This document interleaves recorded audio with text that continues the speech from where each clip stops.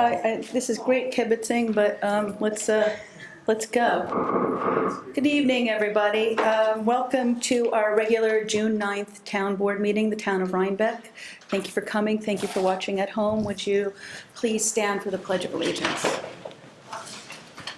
I pledge allegiance to the flag of the United States of America and to the republic, one nation, indivisible, with liberty and justice for all. 23rd, March 9th. Thank you, Bruce. Bruce just pointed out that it's the 23rd, not the 9th. I'm 2 weeks behind. So I guess the first thing we'll do is approve prior minutes from the 9th of June. Do I have a motion? Motion. And a second? Second. Any discussion? All in favor? Aye. Any opposed? So moved. Thank you very much. I have a couple of announcements, and then if anybody else does, please just jump in. First of all, I want to just speak briefly about Saturday's fire at the Ever Ready Diner. I was there for a couple of hours, and we had 12 fire companies come out in mutual aid to support the Rhinebeck Fire Department. It was in the town portion of the Rhinebeck's Fire Protection District. And I just really want to thank Hillside and Rhinecliff Fire Departments, Milan, West Clinton, Statsburg, Hyde Park, Roosevelt, Pleasant Valley, Fairview, Tivoli, Germantown, Glasgow, and the Ulster Hose Company No. 5. It was, and Red Hook, thank you, that was the next one. It was it was a beast of a fire, and a lot of familiar faces were out there turning out, a lot of support, rescue teams, and it was very heartwarming to see the support that the town had, so thank you all very much. Drivers needed for senior van, if anybody's interested. We've had a couple not be able to drive, so we provide the service twice a week for our seniors, and we're looking for volunteers. Grievance Day was on the 27th at the end of May, and the Board of Assessment Review meets to hear people who don't agree with what the assessors say. Their determinations supersede what the assessors say, and those determinations will be mailed out on June 30th. So anyone who grieved, you can look for your determinations in early July. Our pool is open full-time starting this weekend, Bruce. Mm-hmm. School's out. School will be officially done on Friday, and the pool will be open. I also just want to say thank you to the Garden Club. I want to call everybody's attention to the wonderful job they do in the Doughboy Garden. I know it's in the village, but I walk past it every day, and I've reached out to them to help us with our gardens in front. We're going through a simplifying, taking some things out, and maybe putting in some easy care items. So thank you to the Rhinebeck Garden Club. Does anybody else have any announcements to make? Okay, let's move on to some presentations. We have Rhinebeck's Animal Control Officer, Roger Newkirk, here to speak with us about our kennel, the state of our kennel, and the work that Elaine's been doing with Bob, our head of maintenance, and Roger to give us an overview of what we need to do. Would you come on up, Roger?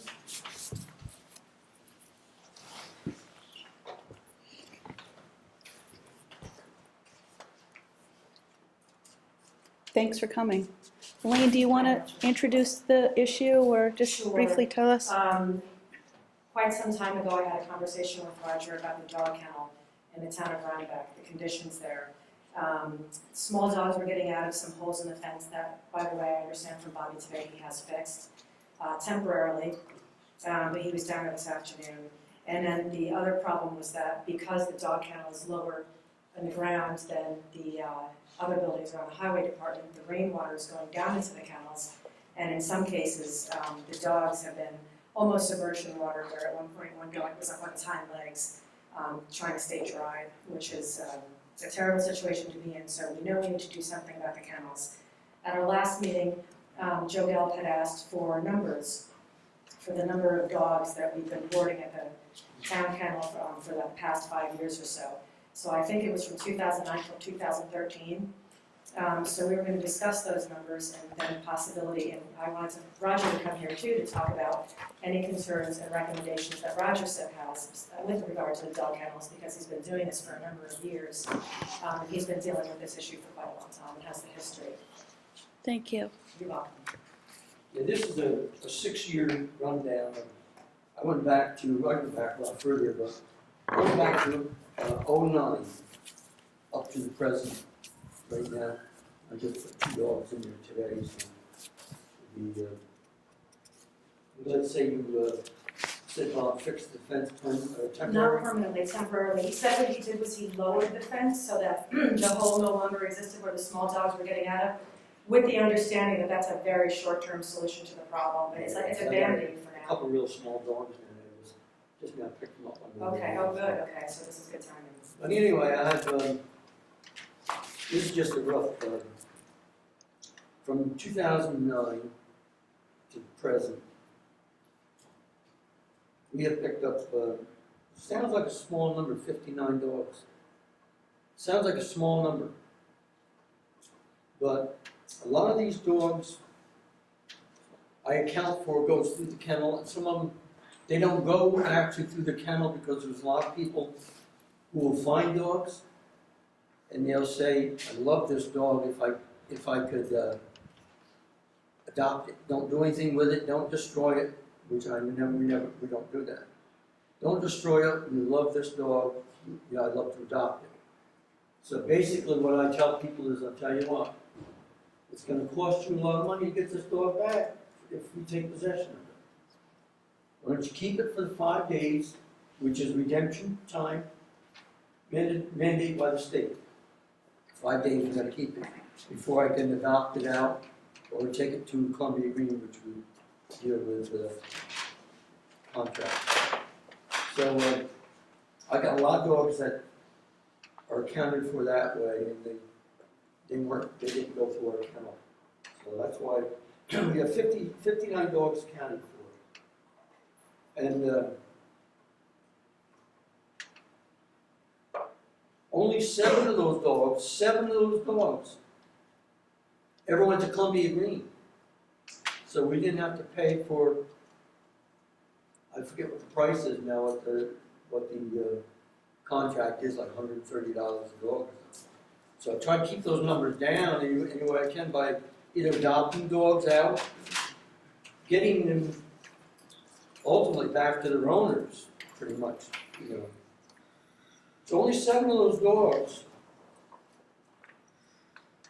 in 5 years, 6 years, went to Columbia Green. So we're keeping those numbers down. I'm sorry, 5 went to Columbia Green? 7. What, 7? 7, yeah, out of the 59 dogs that went to our county. And that would be after the 5-day waiting period? Yeah, yeah. They all mandatory 5 day. We got to keep 5 days. It's called redemption period. Sure. That enables people to redeem their dogs if they're out of town, on vacation, or somebody's watching the dogs for them or whatever. So that enables them to get their dogs back, and it gives me a chance to find somebody possible. A good owner, a new owner, that would be responsible for keeping the dog off the street and whatever, out of those 6 years, we raised $1,210 out of those dogs. I don't know if that figure is relevant to anybody, but 1,200 what? 1210. So That's redemption fees? redemption fees, yeah. Redemption and board, they call it. If we charge, I think, $10 a day, $20 for a pickup, and then $10 a day for every day it's there. You've got to feed it and take care of it, water it. And so I've been on the job since January 24th, 1984. So it's 30 years this year. And So I bring to this floor a lot of experience handling dogs and a lot of experience handling people. And what I find is Rhinebeck has a lot of great people in Rhinebeck. I've lived here all my life. Born and raised here, went to school here, my kids went to school in Rhinebeck. And a lot of people, I see them when I know them or their families, or they know me and my family or whatever. But 30 years in the business, and I've never met anybody I didn't like. And I've met a lot of people who don't like me, but you know what I mean, it's part of the job. I don't really care. But I like everybody, and I've had a lot of good experiences with everybody, and I've handled a lot of good dogs.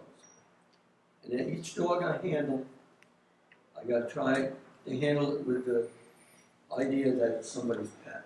Which I hope anybody, if they ever pick my dog up, I love my dog, and I hope they'd handle it the same way that I would handle their pets. I thought that was a bear. It looks like a bear. A lot of people think it's a bear, but it isn't. But anyway, our kennel. This is what I really wanted to talk about, because over the years, when I took the job over, the kennel was on the same plane. Believe it or not, the kennel was on the same plane as the parking lot to the town garage. And that town garage, the highway department garage, has really been rebuilt. And it's been improved over the years, and it's really a great service. Great people to run it. And but over the years, their parking lot has been resurfaced and resurfaced and resurfaced.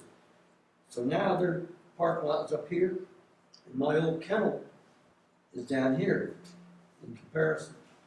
So what happens is every time it rains, historically now, every time it rains, the rain comes down toward the creek, and it runs under this little building that's just basically sits on a slab. And the water gets up above the wood that just cradles that slab. And it goes under there, it goes inside on that slab. It's just like this floor. The water runs across it. The dogs are walking in the water.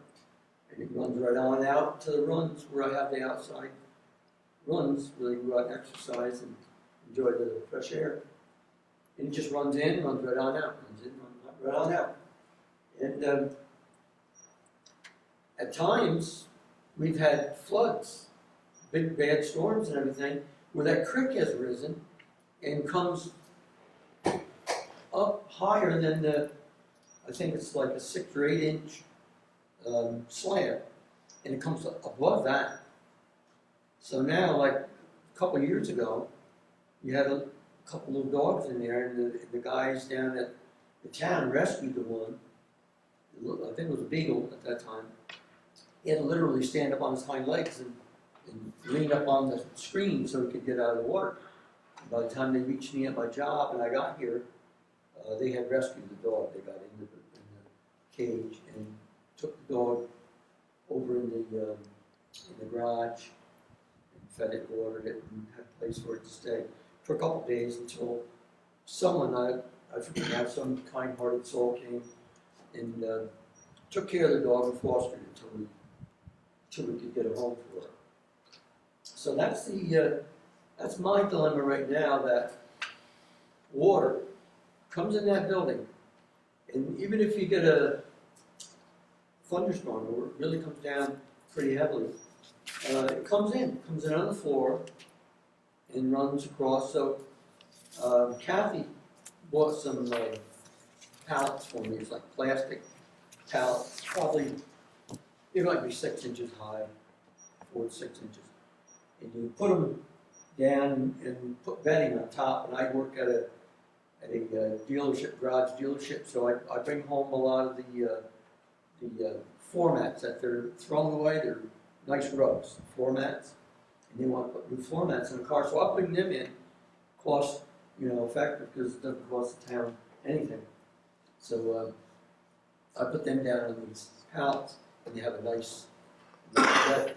But even so, they gotta get in the water, and after a while, these things, I've seen the water raise above the pallets. So it's just a condition that's really not comfortable for the dogs I have in there. And two dry spells, like we're having right now a little bit, it's no problem at all. We can use that kennel, big bag rooms, no problem in and out. But all of a sudden we get a rainstorm. I'm down there in the middle of the night trying to do something to keep the dogs out of the rain, out of the water. So it's not really a good thing. Last year we lost electric down there. And I was operating that kennel for right during the winter months and everything without any electric. So I didn't have any lights down there, didn't have any heat for the dogs, I didn't have any, we had water, but that was it. And it was kind of uncomfortable. Not for me, because I go home to a heated house, but the lights and everything, but the dogs are down there, and I've had several people come out, help me out, and take dogs for me, so it's, like I said, I'm saying Rhinebeck is a great place, and a lot of nice people in Rhinebeck, and they reach out. I've had several people just say, if you need any help, just holler, and I never have to really holler, but I did call in a couple of people one time just asking if they could keep a dog or two. Definitely no problem, no questions asked. So Roger, what is your recommendation for the kennel? Well, the building itself is structurally sound, except for the cages out, so I have to be repaired. Because they've rusted over the years, you've got 32 years or something like that. And some of them have broken. They're just basically pipes, galvanized pipes. And they rusted through. And you get a smaller dog and they can get through with the pipes rusted through. And through the partitions in the runs, they're also just basically just galvanized pipe. And one of those have rusted through, so that it's kind of floppy. Get a big dog that's really aggressive, he could get out and get in the next kennel. So pretty much I'm using the center kennel for everything, because I figure if they get out of that kennel, they're in the next one. They're probably tired by then, and I'm going to be there by that time. Either direction, they're going to be in another cage, if they're in the center one. There's 3 cages, 3 runs. So, what I proposed before was, other than fixing the cages, the steel work, I looked at the situation north and south. The building lies north and south. And I even said if we had big drains now, I'm talking about, put north and south of the Kent, just before where the rain comes off the big parking lot, and it comes down before it gets to the kennel. If we had these big receptors that would accept all this water, or a lot of it, and it could be underground pipes would go right to the creek. It would be a solution, I think, would be the cheapest, the simplest solution, I think.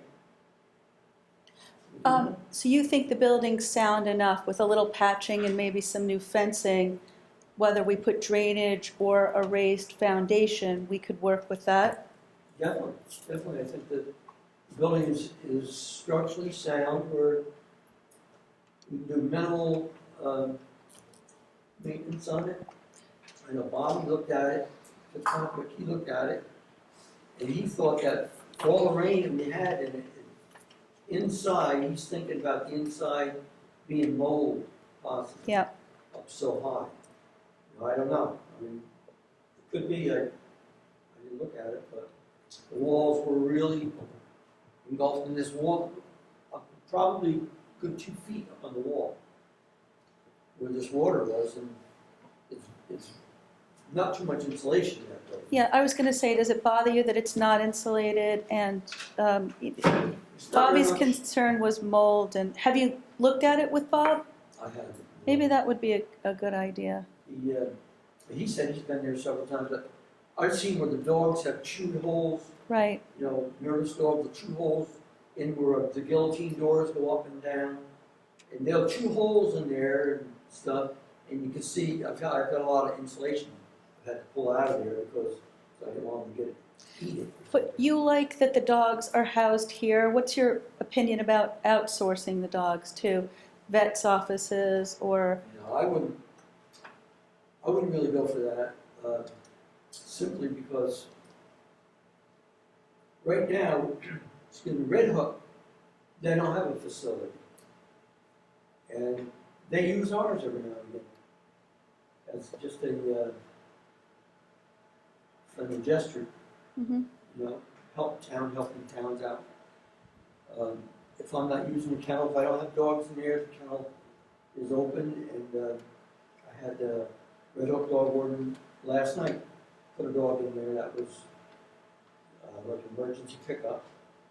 She put it in there until they found the owner, and then we came and got the dog out again. No problem at all. No, In your count of 59 dogs, do you include the dogs that Red Hook has put in there from time to time? no, because that doesn't go through. The other ones I'm counting for is the one that we basically get paid for, that we charge for, and we're not charging Red Hook for. Can you tell, and I looked at your reports that the clerk could find, and it was 11 dogs in 2011, 6 dogs between August 2013 and November 14. So it jives. Yeah. Somewhat, but I can't tell how many days those whatever dogs are there. You report, is there a way that you can construct how many days we're talking about? What, per dog? Well, not, or total. I didn't. In my record, I sure could go back. You can tell from the price, right? What? He could figure it out from the price. Well, does your price vary by the length that the dog is there? No, it shouldn't, because the town charges $10 a day and $20 for redemption. So if there's initially, even if I picked that dog up this morning and somebody came back this afternoon, I wouldn't charge them the $10 a day, but I would charge them the $20 to pick the dog up. Right, it looks like from the report, most of your charges are $20. Yeah. I see one of $30. But I was, at least we got an estimate, and Yeah. we really should look at it with Bobby, but his estimate is around $18,000 to Renovation. renovation. Bobby recommends a new Kennel.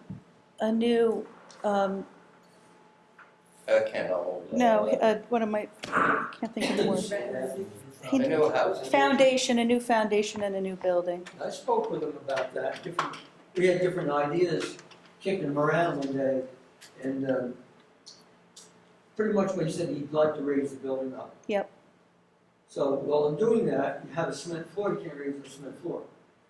You're gonna have to build it up. You have to, lay block or put a form and pour that much more cement to accommodate the building. But if I could try to finish,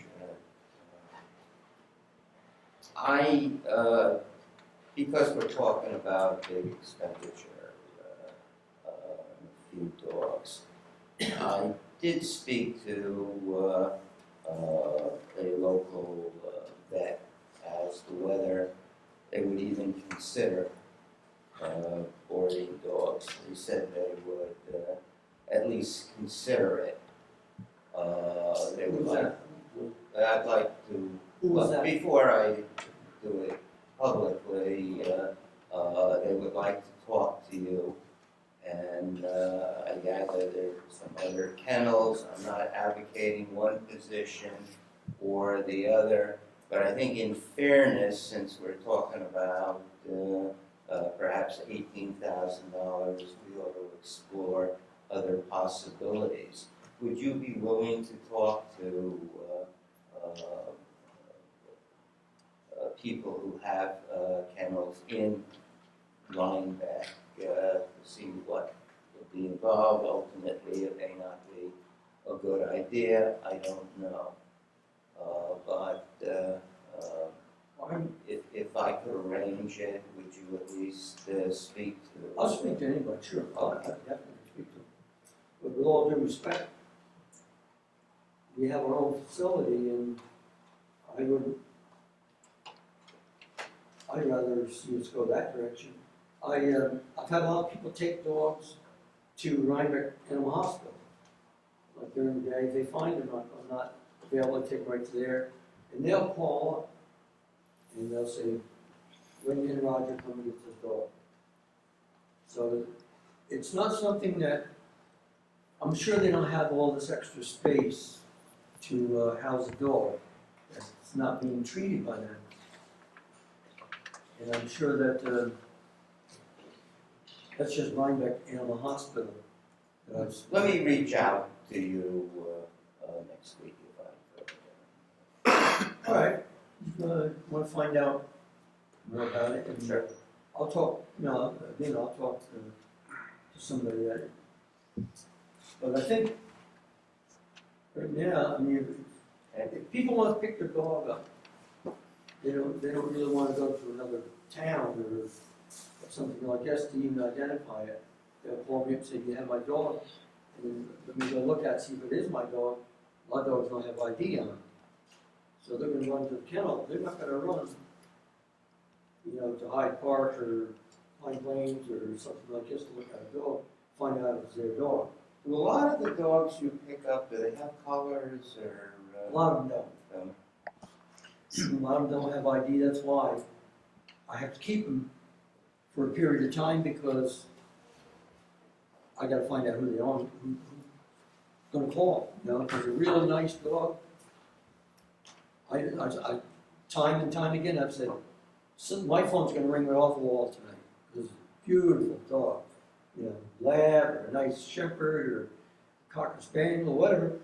Somebody's gonna call my phone right off the wall tonight till I answer it. And it doesn't happen.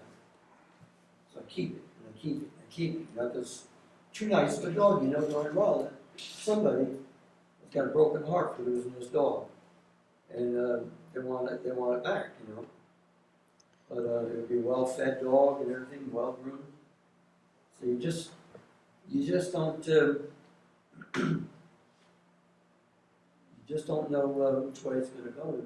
Somebody's going to want to go too far away to get the dog. So, Also, Roger, is it the case that, and I think it may be Red Hook, that sometimes their dogs have been farmed out to us because the veterinarian won't take a dog if it's a vicious dog? So Yeah. we've housed a couple that have been vicious dogs from Red Hook. yeah, we've had a couple dogs housed for the lady. She wouldn't handle it. I had to get down with her and get the dog and put it in the crate for her so she could take it to wherever she took it. I don't know what she did with it, but Let me, these things are like in the middle of the night and for instance, like a state trooper will call me up in the middle of the night, 2, 3 o'clock in the morning. And they picked up a guy that's been drinking or something, driving. They pick him up, he's got a dog with him. Well, he can't get the guy out of the car, the dog is vicious. He can't get the dog out of the car, because they're vicious. So, I mean, these are things I run into through the course of my day, week. And so if I have to run to another facility, say, to get a cage, or another facility, I have to, we trap a lot of dogs. We have a big, huge dog paddle trap. And if the dog is really causing a lot of commotion someplace, I have to go to the trap and some food out and sit there after night so the dog will go in the trap. So these are the things I'm dealing with, that if we do it locally in our own facility, we can, it can be more productive, say, time-wise, and we can get on the job and maybe keep somebody from getting hurt, or Thank you. keep a dog, It makes sense. keep a dog from getting out in the road and getting hit, or whatever the dangerous aspect of that part would be. I don't like to look at it, but No. sometimes I like to look at the worst case scenario, because that's what I deal with every day. Well, just to, I'm sorry to interrupt, but to move it along a little bit, Bob has said this is something that if he were to rebuild, he'd do after the pool season is over, so we have some time. Okay? If you could work with Joe to reach out to what he wants to do, and Elaine, continue working with Bob to to get your numbers together, and maybe I'll go down one more time with Kathy and see if we could recite it, and we'll move it along. But I want to thank you for your 30 years of very kind care to the dogs of Rhinebeck. Your dog reports are very heartwarming. When we get them and read them, they're you can tell that you really care for the dogs. So thank you. Thank you. Yes, thank you for coming. Well, Michael's here, that's right near the stream. Right. So we're gonna have to do something or other, right? Not necessarily. It's pre-existing. It's a civic project on a pre-existing site, so it potentially be repaired or existing property. Thank But- you. But drainage, Good night. I'm sorry? if we put drainage in? Could you, I'm sorry, if I'd prefer not Yeah, we won't. cost talking. If you want to ask a specific question, let's bring somebody up so the public can hear. But is there anything else?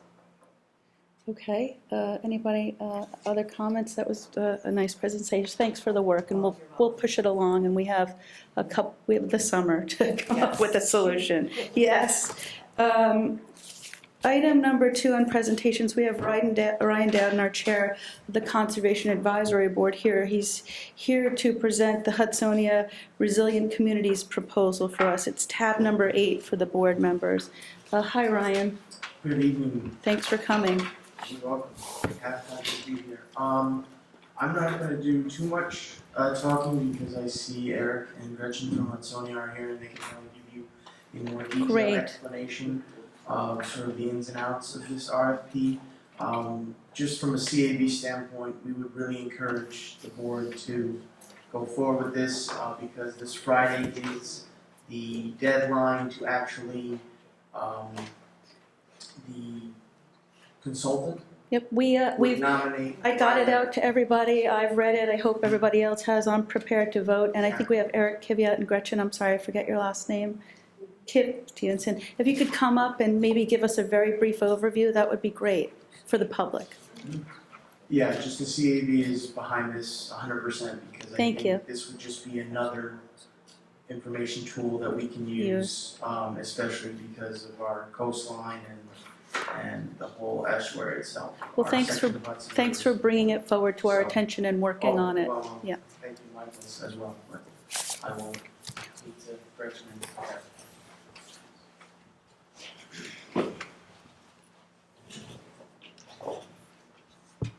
So, I'm Gretchen Stevens, I'm a biologist with Hudsonia. And a couple of weeks ago, we received this request for a proposal from the Hudson River Estuary Program of the DEC. The estuary program is looking for a town that wants to go ahead with this project with the help of Hudsonia and or with the help of contractors such as Hudsonia, for the purposes of coming up with a conservation plan that will help the the landscape and the plants and animals of conservation concern respond to climate change in certain ways. The, just reading from the RFP, the purpose is to develop a conservation plan that facilitates wetland, stream, and forest resilience, local connectivity of wildlife habitat, connections to the Hudson River estuary, and natural resource-based planning in western Dutchess County. And this is an RFP that was sent, or is targeted to, I think it's 12 municipalities in western Dutchess County. Just one will be chosen. And they're especially looking for a municipality that has a real track record for conservation initiatives. We looked at the list of municipalities and decided that Rhinebeck was the one that we thought was best positioned for this project. The project would involve a contract with Hudsonia, between Hudsonia and the DEC. We would be working with Green Plan, Ted Fink, and the town of Rhinebeck. We'd be working very closely with a team made up of, it's our idea that it would be a team made up of a representative from the town board, a representative from the planning board, the CAB, and also other partners involved in conservation in the town, such as the Dutchess Land Conservancy, the Winnetou Land Trust, and Scenic Hudson. We've talked to all of those organizations, and we've been talking to Ted Fink at Green Plan. They are all interested in the project, and we would like to, those entities plus the town representatives of town agencies to be the project team along with Hudsonia and Green Plan. Our idea is that we would take the large amount of existing information, including the townwide habitat map that Hudsonia prepared back in 2007 for Rhinebeck, other information available from various public sources, some climate change modeling work that's been done by the DEC and Cornell, and put it together, and we would probably choose several what we would call focal species that we would use to represent different parts of the landscape. And this might be everything from species that occur in the tidal habitats along the Hudson River, to stream species in Hudson River tributaries, to wetland and upland habitats throughout the town. We would choose several species that would represent parts of the landscape that we could then, we'd look at their habitat needs, their behavioral characteristics, what we know about the way they need to use the landscape, and we would try to figure out what parts of the landscape would be most important for them if they need to move as their habitats change in the face of climate change.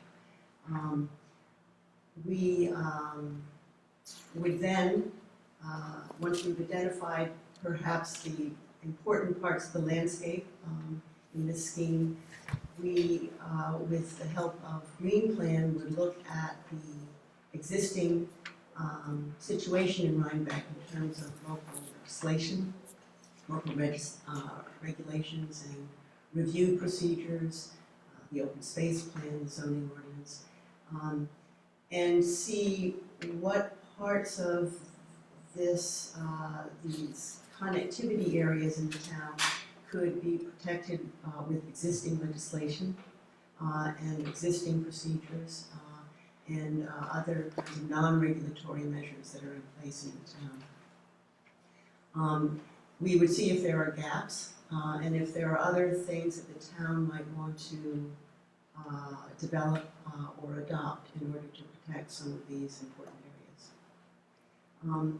This is a project that would be developed in close coordination with the town agencies. We've come up with a conservation plan that could involve a great many things, including simply, landowner education, or recommendations for managing culverts and ditches, in addition to other things such as conservation easements or conservation overlay districts, or establishing critical environmental areas or other things like that, if those seem appropriate. It sounds like an amazing opportunity for us. So thank you, first of all. Do we know who else is applying, or is there any idea who is it just in this county or surrounding counties? As far as I know, this is directed just at Dutchess County and just at about 12 municipalities. Out of in the 30. Western. Okay. And we don't know who else is applying. And when will the decision be made? Very soon. Right, I think that's what Ryan was saying, very soon. July 11th, they're turning this around very So quickly. what we need to do tonight is make sure that you have your questions answered, but we're asking everyone to vote on approving us to put our names forth for this RFP to be considered to be the town that is studied, and I think it would be an amazing opportunity for the town. So I would support it, yeah. That's great. I do My want to say, understanding is, in reading the Cornell thing, that they would pay 100% of the cost of this. Have you determined how much money you're putting in for it? we haven't developed the budget. They don't have the plan, we don't have a plan yet. Give me a second. Yes, we haven't developed our budget yet. We'll be doing that, that is if the town board decides they'd like to go ahead with this.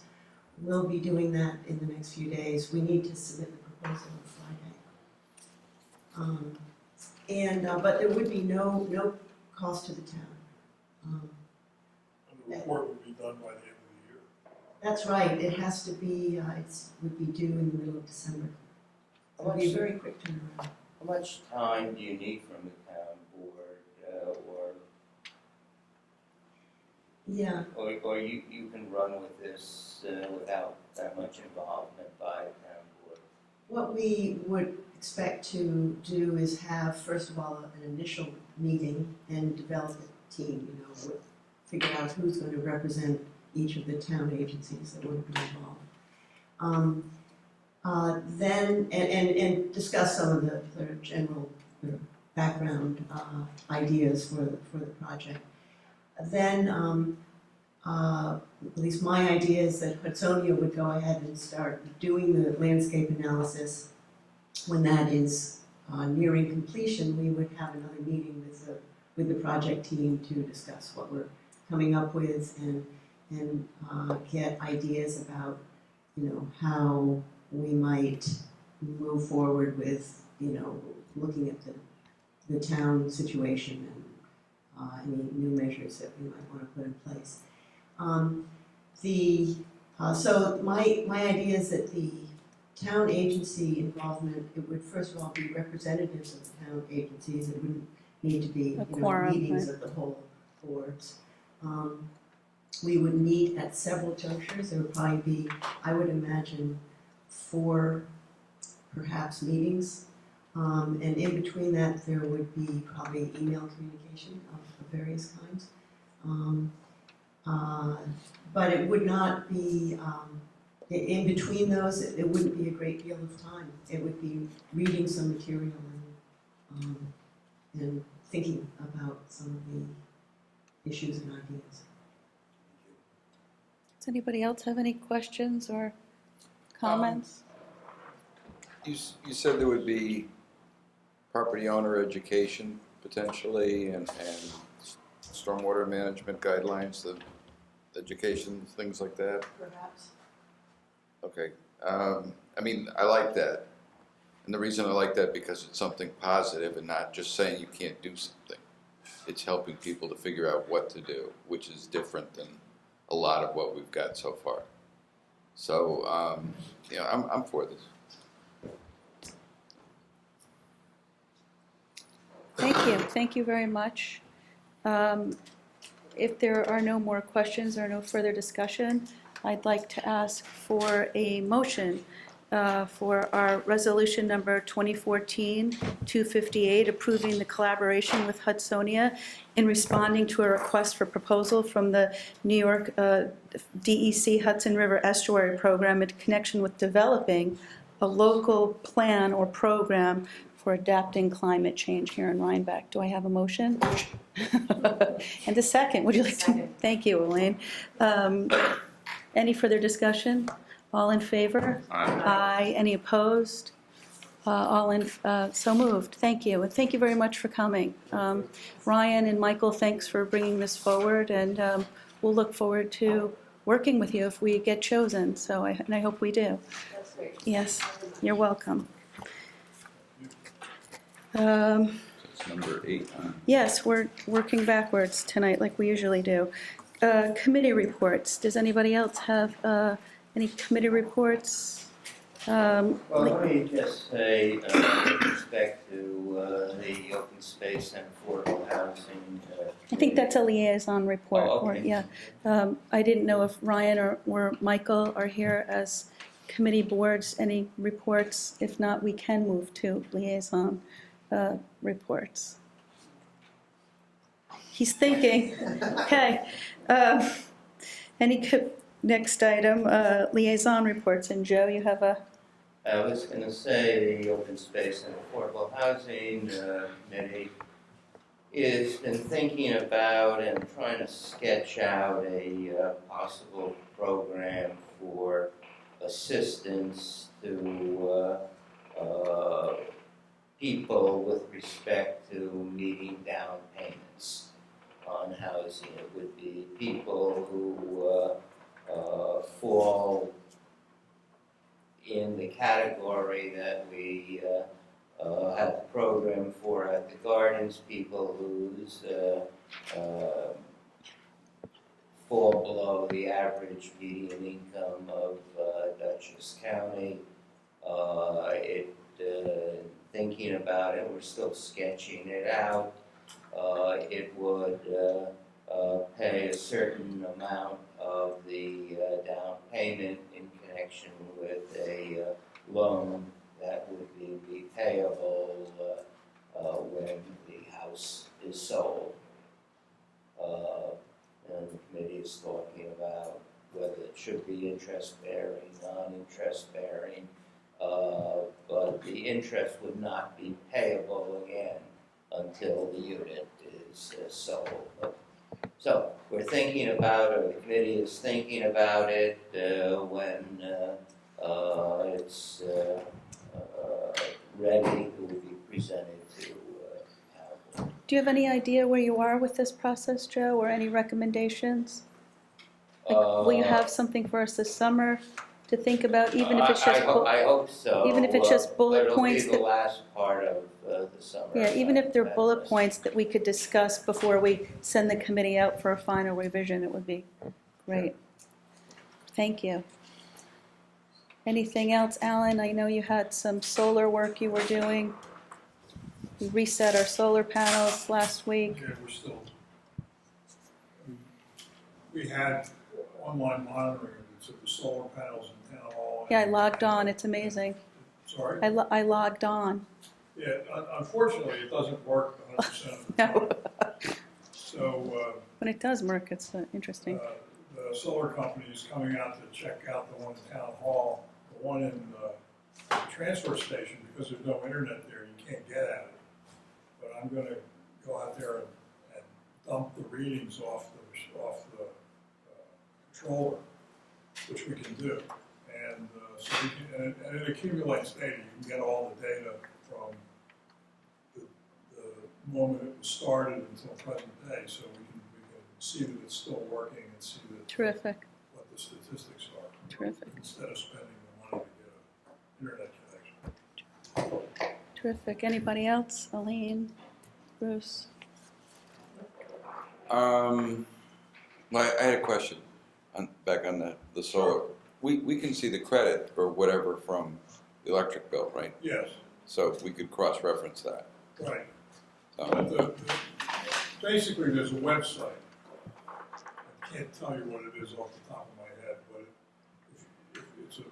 URL that you put into your browser, and what comes up is the instantaneous state of the solar panels. It says, here's how much. Yeah, I've seen it, I understand, I know that, I just, from a budget point of view, because, you know, we're coming into that, how much are we gonna budget for electricity?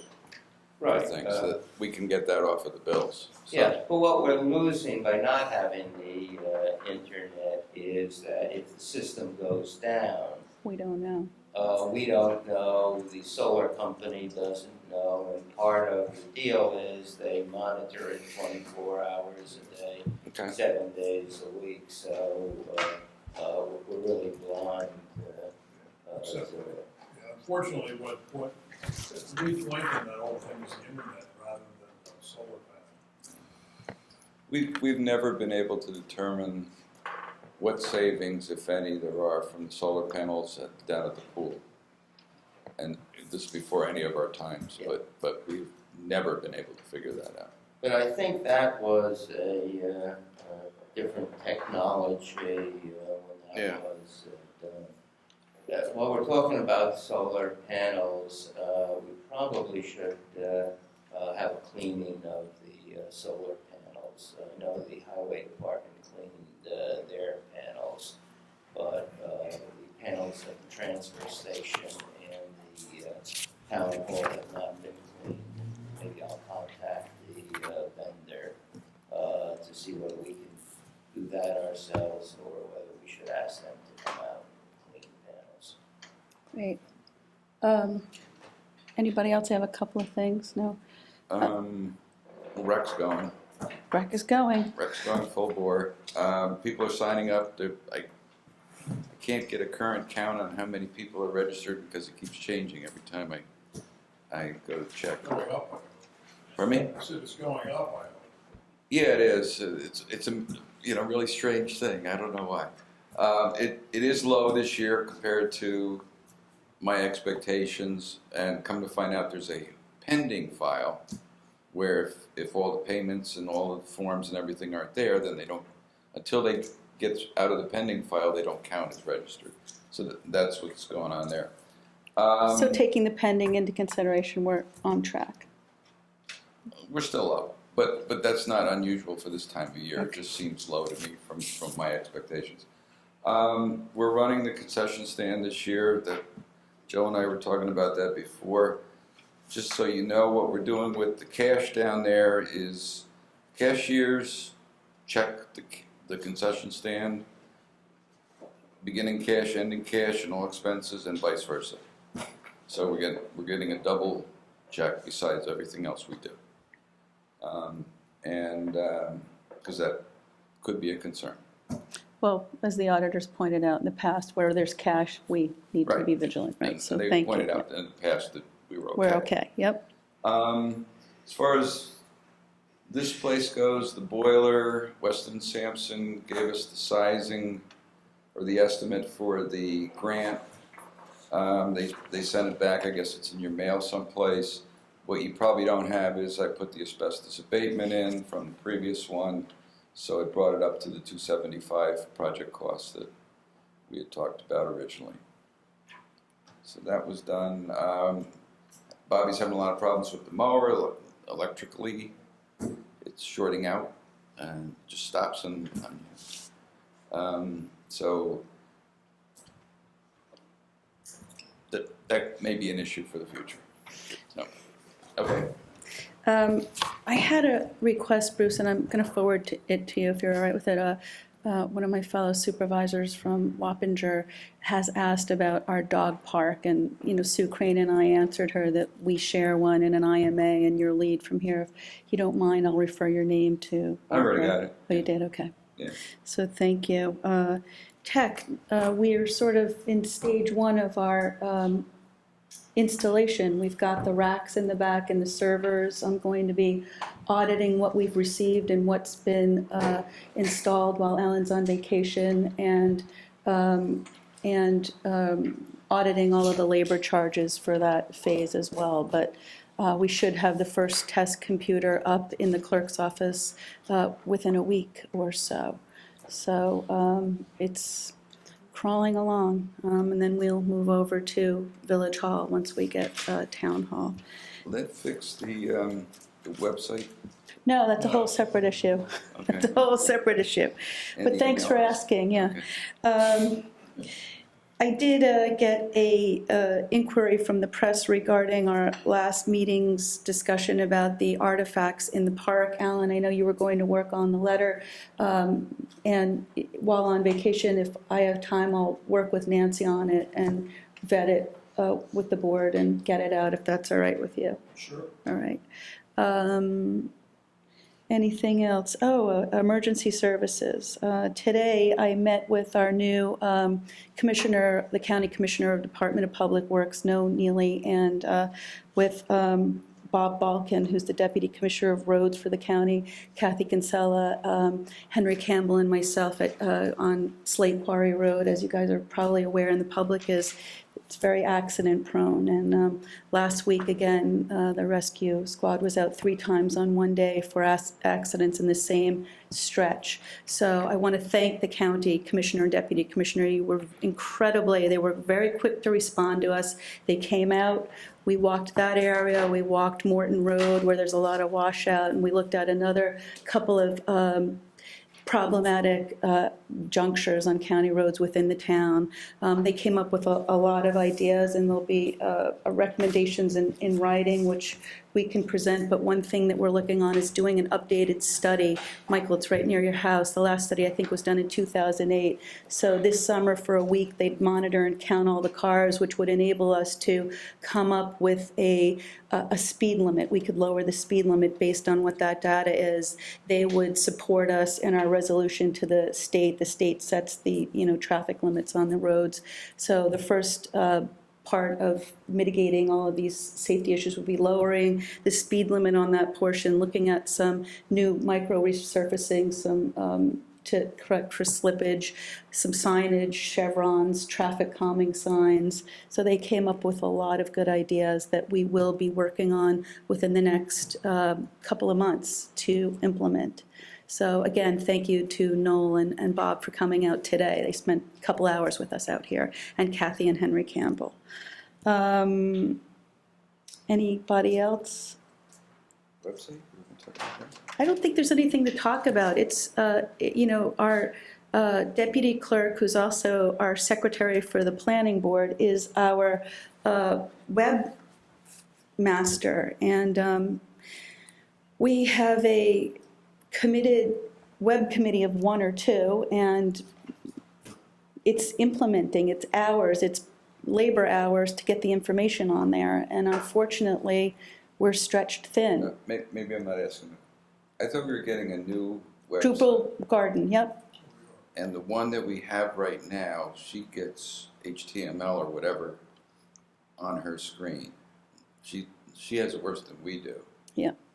And we can't do searches or anything. So Right. What?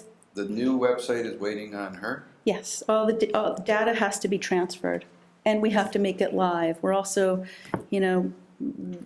we're short labor hours to get it done. It seems to be very time consuming. Okay. And so like the newsletter with the agenda and stuff like that, that's tied to that? That's the newsletter, you mean the blast, is not tied to that, no. That's a whole separate thing. Is there a problem? With why it didn't go out? Yeah. Joan was out last week, and it didn't go out. Okay. Again, it's a shortage of labor issue. Okay. I see we have someone from Red Hook here. I know our mayor's in the audience, our deputy mayor. People have been asking me what's going on with fire. I know we don't have this on our agenda, but there seems to be some interest. And for the public, I've had, every time I'm in the grocery store or wherever I am, I get asked. So to touch on it, this is not an issue from my point of view. I'll speak for myself, and then if anybody else wants to speak, I'd welcome it. It's not an issue of us squabbling with the village over $14,000 or $24,000. It's an issue of us, it's a taxation parity issue, in my opinion. And we have spent an enormous amount of time looking at data, correlating data, and looking at the parity of how we're charged.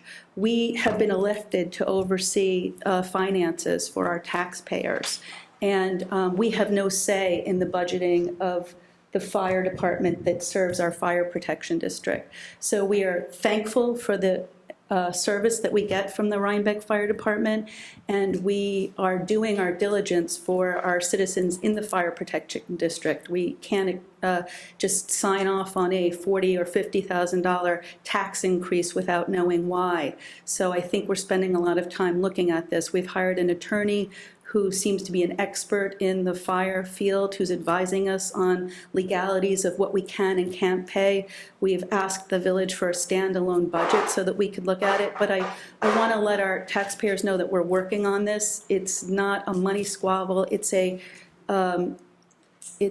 really a parity taxation issue.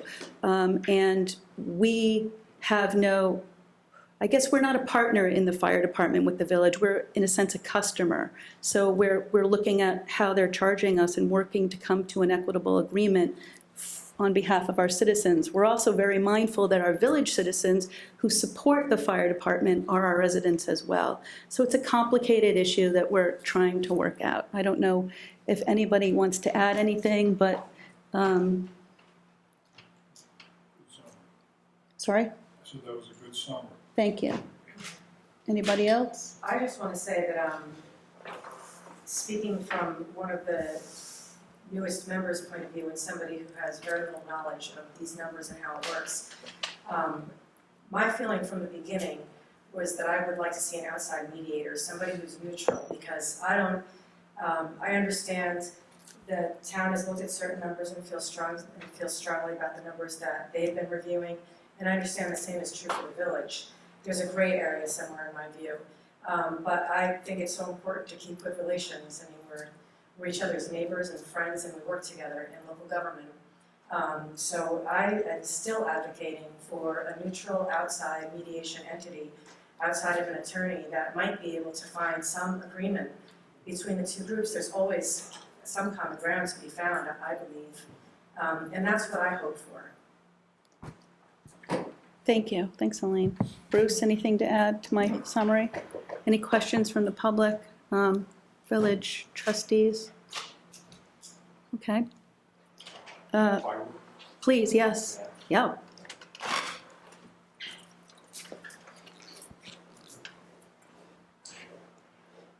Hi, for those of you who don't know me, my name is Kevin Asher, Chief of the Rhinebeck Fire Department. I came here to hear, what the town board had to say with regards to the budget negotiations between the towns. Could you step a little closer? Sorry. No, that's fine. Try to find out what's going on and maybe answer questions or ask questions, although I don't have it at the moment. One of my concerns is that there's been a lot of research, a lot of questioning, and no one has contacted myself to answer any questions. I would think that, I work for the village of Rhinebeck and I have to represent their interests. However, I'm chief of the department who protects our protective district in the town, and not one person has come to me and said, hey, we don't understand this, can you help us out? I would have thought that maybe that would be a good idea. I've talked to several other people that said, well, what has the town come to you for? And I've said nothing, because they haven't. You don't have to ask me anything, and it's not your obligation to ask me anything. But being the chief and the quote-unquote professional leader of the fire department, I would have thought that that'd be a good idea. Well, first of all, I want to thank you for coming. I'll speak again for myself because I think I've been very mindful of wanting to deal with the trustees or the elected heads. They're the financial heads of the department. And for my part, we had to go through a lot of information, which was done by two of our board members. And I felt that we needed to deal with the financial heads on our financial questions. We may have questions soon about the logistics of the department and the apparatus of the department, and I would absolutely welcome talking to you about that. For my part, I'm very cognizant of not wanting to step on toes and speak to you without going through the mayor and the trustees. And I hope you know that, from my point of view, I'm incredibly grateful for the service that you and the other fire departments give us. As I said, it was quite, that was a beast of a fire, and it was very emotional to see, people I see every day, and a lot of older people who suit up and go in. Take off on their Saturday and go out to save a building. It's a big deal. It was amazing to see that there were companies from Germantown and Pleasant Valley who showed up. It's something, again, speaking for myself, that I have learned more about fire departments, fire protection districts, ambulance, rescue, general municipal law than in the past couple of months than I even knew existed. So for me, again, not reaching out to you was not a disrespect. I think we wanted to follow a protocol and deal with the village.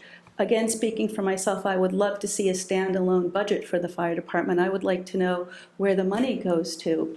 And we're not a partner in this fire department. We don't get to say where the money goes to. I know that you guys have recently gone through the village budget, and after the village budget was passed, I understand that it only came out then that another truck needed to be purchased. So as someone who has potentially in the fire department, that another truck needs to be replaced. Right, well, that it didn't come out, we didn't, I don't think we heard about it until after. I'm not sure, but my background is in budgeting and finances, so I would love to see a standalone budget for the fire department and review the apparatus and, what we need for what we have.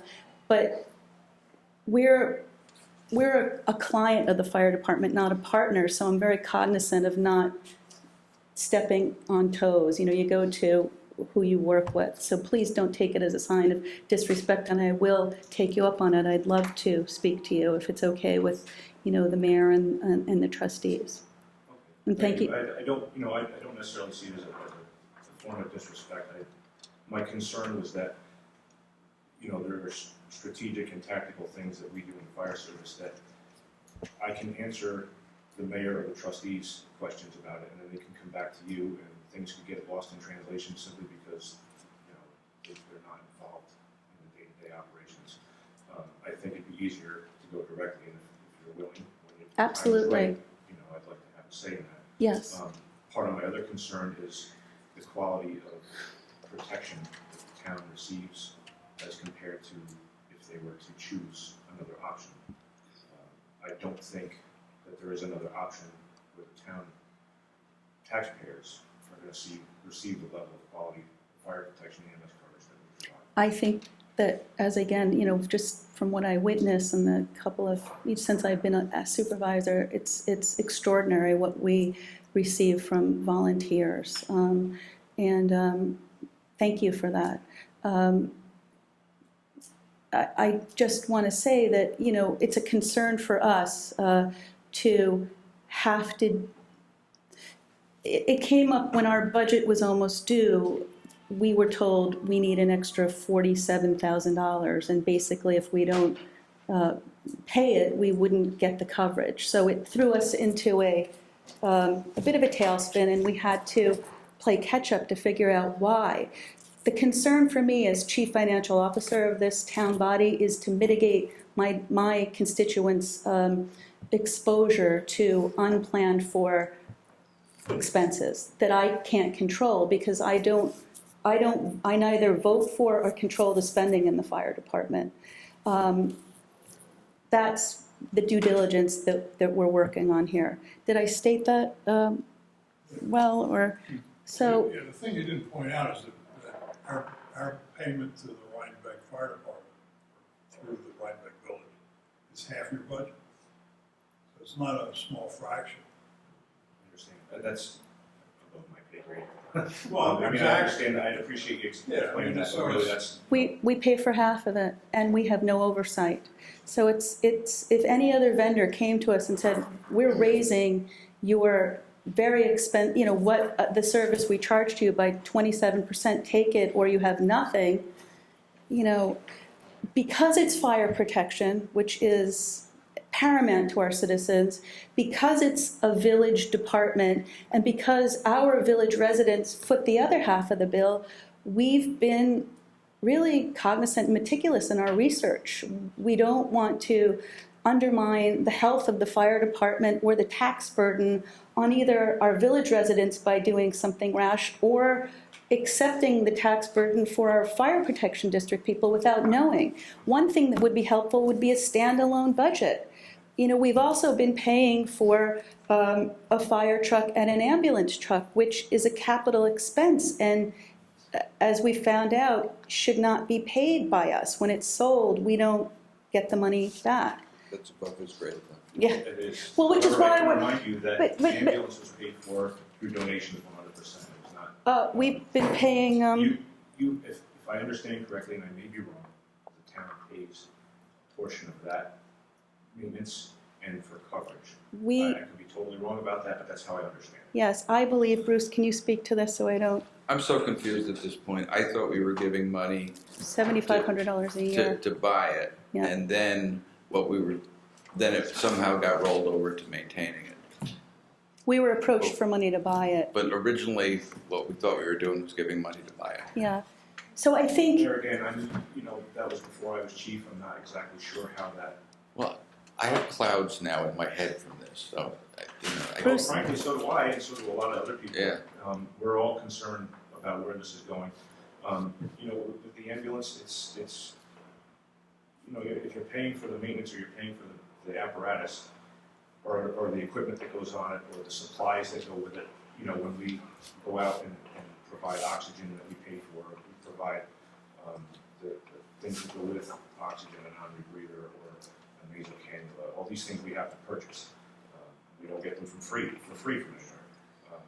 Any bandages, anything that we use, we have to replace, and it's an expense. So I would like to think that some of that money is for that. And there again, I wasn't involved in the negotiation for how the ambulance was paid for. I know we went out and got donations. I can't say for sure that that covered 100% of the ambulance, but that some of the town money was not factored into it. I'm not positive. neither are we, which is why we'd love to have a standalone budget so we can see what costs are actually being spent. I mean, can we, ask for backup for the past, 4 years of what you've spent for the, look at it ourselves if there's no standalone budget? Kevin, things are moving slowly because we're very mindful of everyone who's involved in this complicated, and we don't take it lightly, and we are very thankful, Well, I'm sure that you don't take it lightly. It's a very serious. Yes, thing, it's and probably the we do serious, what we yeah. can to try to make sure the best outcome happens. Have you researched the budget for any other department comparable sizes within the county at all? Or have you looked into A that? little bit, yes, we hired Brad Pinsky, who's based in Syracuse, and he's very knowledgeable, and he's given us all the guidelines for apparatus number is it a state fire, there's some acronym that he used, the FCAA recommends that for a town of this size with a population this size, that you have X amount of apparatus, this kind of pumper, this kind of aerial, and perhaps, the department, we don't know if the department has too much. We know that it's a little bit more than what we can, than what we've budgeted for, and to accept that kind of jump is a big deal for us. We're thrifty here in Rhinebeck, and we're mindful of taxpayers' money and thankful for the service you're getting. It's police and fire and roads are the basic safety services that we give our taxpayers. We know that everybody in Rhinebeck is getting a deal because we have volunteer companies. We know that there are 3 volunteer companies, and they're all different. And they each have different capabilities, and they have different problems. And we know that. And anything we do comparatively, like we're not going to compare to Fairview, we're not going to compare to Arlington with the paid, and we're not going to put in East Clinton or West Clinton, that difference. You can see that. We understand these things. But this is not about the value that anybody gets. That's not questioned at all. That is not there. I just want to be clear on that. We realize the value that we get, and we realize the time and the care that our volunteers put into protecting us. You know, we are all thankful for that. Well, when I say compare to other departments in the county, I mean as far as a protective district of this size compared to the amount of alarms we have in a year, compared to the level of training that we do, the time required, and the money that goes to that through budgeting. That's the comparison, not, you know, I have a bigger truck than you have, or mine's prettier because that's not what I'm talking about. You know, I just want to see that you compare the level of service for equal services around the area. It doesn't have to be even Dutchess County, but around the area, things that are comparable to what we do. I mean, I do have a list of questions that you could help me answer, and so if it would be good to, you know, would you like me to reach out to you during the day? And, you know, it's like, you know, statistics that we need to gather.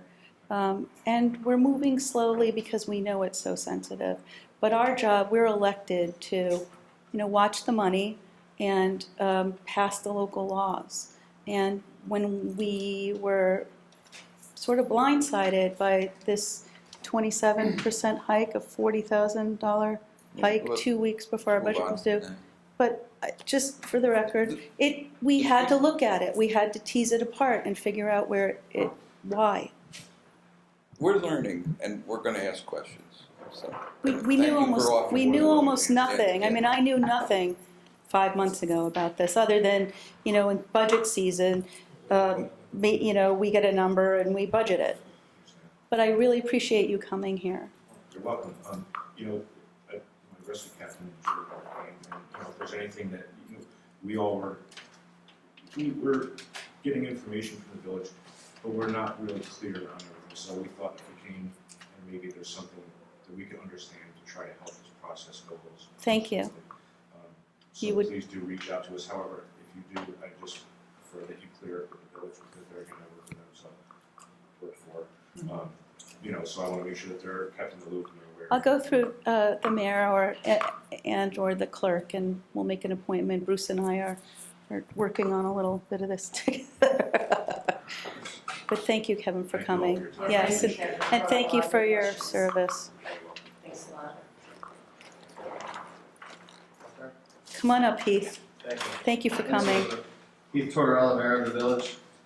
First, just wanted to recognize Kevin for his leadership on Saturday for the fire there at the Eveready. You know, he took the lead of, I think it was 13 companies, 12 obviously, of which are mutual aid that came into the protective district to deliver the service. I think it was over 100 firefighters, so thank you to everybody who was there from Rhinebeck and all our neighbors. A few questions came up here that, you know, Kevin maybe wasn't able to answer, but about the budget, I heard a couple times about the what was it, consolidated or? Just a standalone budget, Standalone. and with backup, like, you know, like. The fire budget is in the village budgets, and it's included in our general fund. So you'll see it in a couple places. We've provided this a number of times, all put together, that breaks out the totals, that comes from 3 categories: the fire department operating budget, then there's a part that's for debt service, capital purchases. So you won't see that in the fire department budget. But when you look at it, it's very easy to see when it says a 1999 ladder truck, principal and interest payments. We know that that's directly related to the fire department. Well, we would like a standalone budget. We would like you to break it out for us. We have broken it out for you multiple times. I know Joe has seen it. Joe has actually requested And an do we have, additional- and can we have backup? I mean, this is something that, I mean, do you want to see voucher history and invoices? I mean, it's available. It's public record, but, you know, if you want to see every, you know, $1 and $20 that was spent on X, Y, and Z, we've provided an analysis going back 4 years, I think, of the actual spent in each of those budget lines.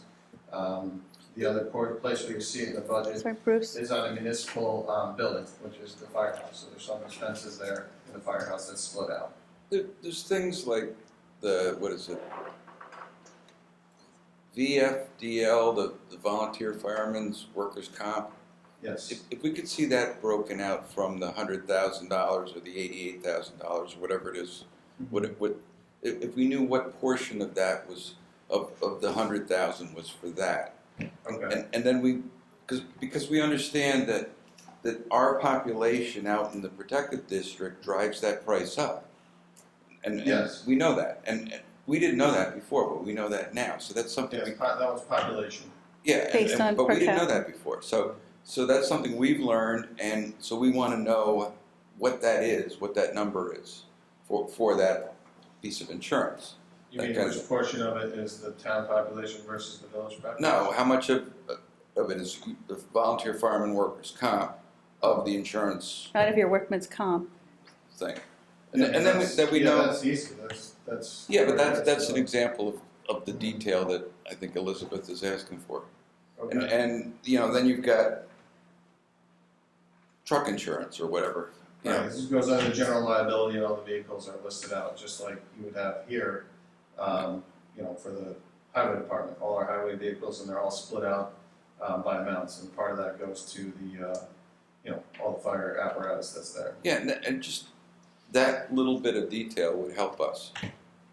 And you probably have that. You have, you know, the ladder costs this much. Yeah.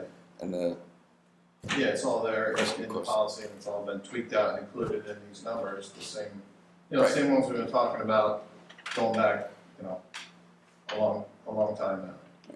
Well, I think the hard data, it took us February, March, we got our head around the data and the call volume.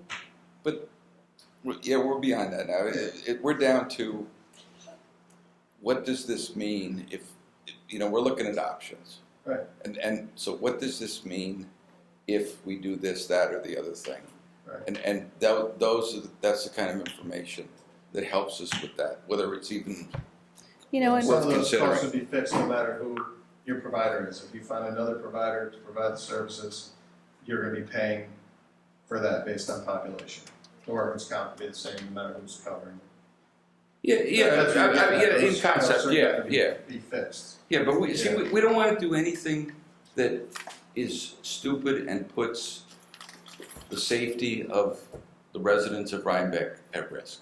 Right. So there's things that we might be crazy and want to do, and that kind of information would stop us right away from we might cutting say, off you our know, face yeah, or it's, nose to spite our face. Well, we cannot provide, you know, standalone budget. I'd ask for that. I mean, we can provide one that's been broken out and Well, show all the why not, components. why not? Because we can't take by law the debt payments and put them under fire department. It has to Well, stand. but you must know, you must work from a standalone budget and then plug it in.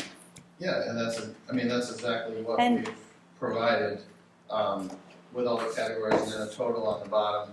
And then, like I said, Joe asked for, you know, budgeted versus actuals, so we provided that as well for the same 4-year period to show the history. I think you gave me an oral statement, I'm not sure you gave. No, I dropped it off here and I- John put it in your mailbox, but regardless.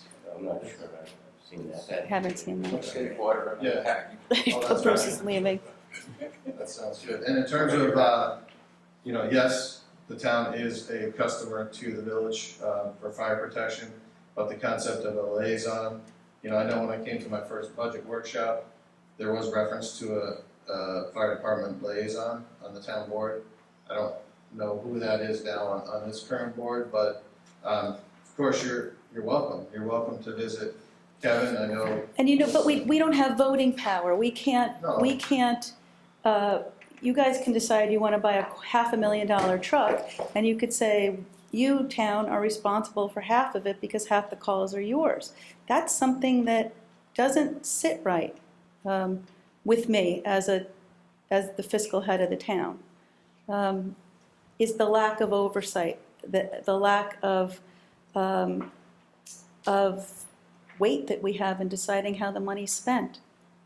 Yeah, I mean, You're looking for a large chunk of it from us, and, you know, we've signed the interim contract in good faith, and now we're doing our job to try and figure out what, you know, Elaine has an idea of mediation. I don't know if that's a good idea, you know? We're so entrenched in trying to figure it out that, That's where I think a neutral outside pair of fresh eyes who's got absolutely no investment in the town of Village. I know there's a group in Dutchess County, and they've done mediation work for governments before, and they're very good. would they be able to, you know, fiscally, I'd be happy to look into it. would you? Yeah, absolutely I will. Well, I think we need to look, I think mediation is probably a good thing, but I think there's things like we talked about the ambulance district, so we could charge for ambulance potentially, that kind of thing.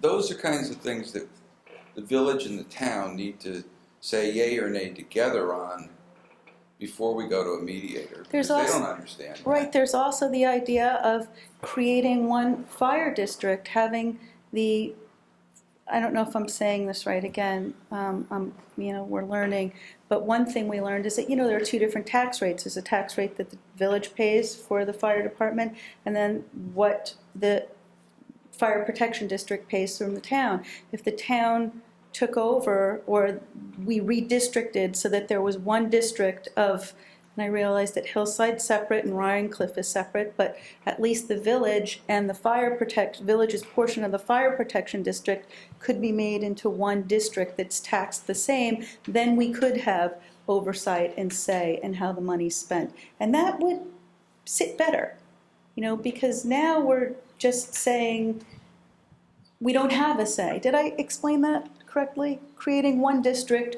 where the town and the village We're are. out of here now. What? Yeah, but we're gonna get mugged on the way out of here. No, we're Well, not. you know, creating a district, you know, I'm not taking a position for or against, but that's not gonna happen. No, it would have to Yesterday. happen in 2016. You know, we know what we would have to take it to the Senate but, you know, if we're going to be partners in it, this board has to have equal say in how it's equipped and what money is spent. Ultimately, I believe that. Please come on up, yeah. I'm confused, exactly where we are at this point. In our discussions, which go back several months, the village said that they thought we should pay $160,700 for 2015. And after much discussion among us, we agreed we will pay that. We tendered a contract to you for 2015 for the 160,000, and we were told, no, that's not good. That you are drafting something that will be more than 2015, and are we just sitting waiting for that draft? When are we gonna get it? What's happening?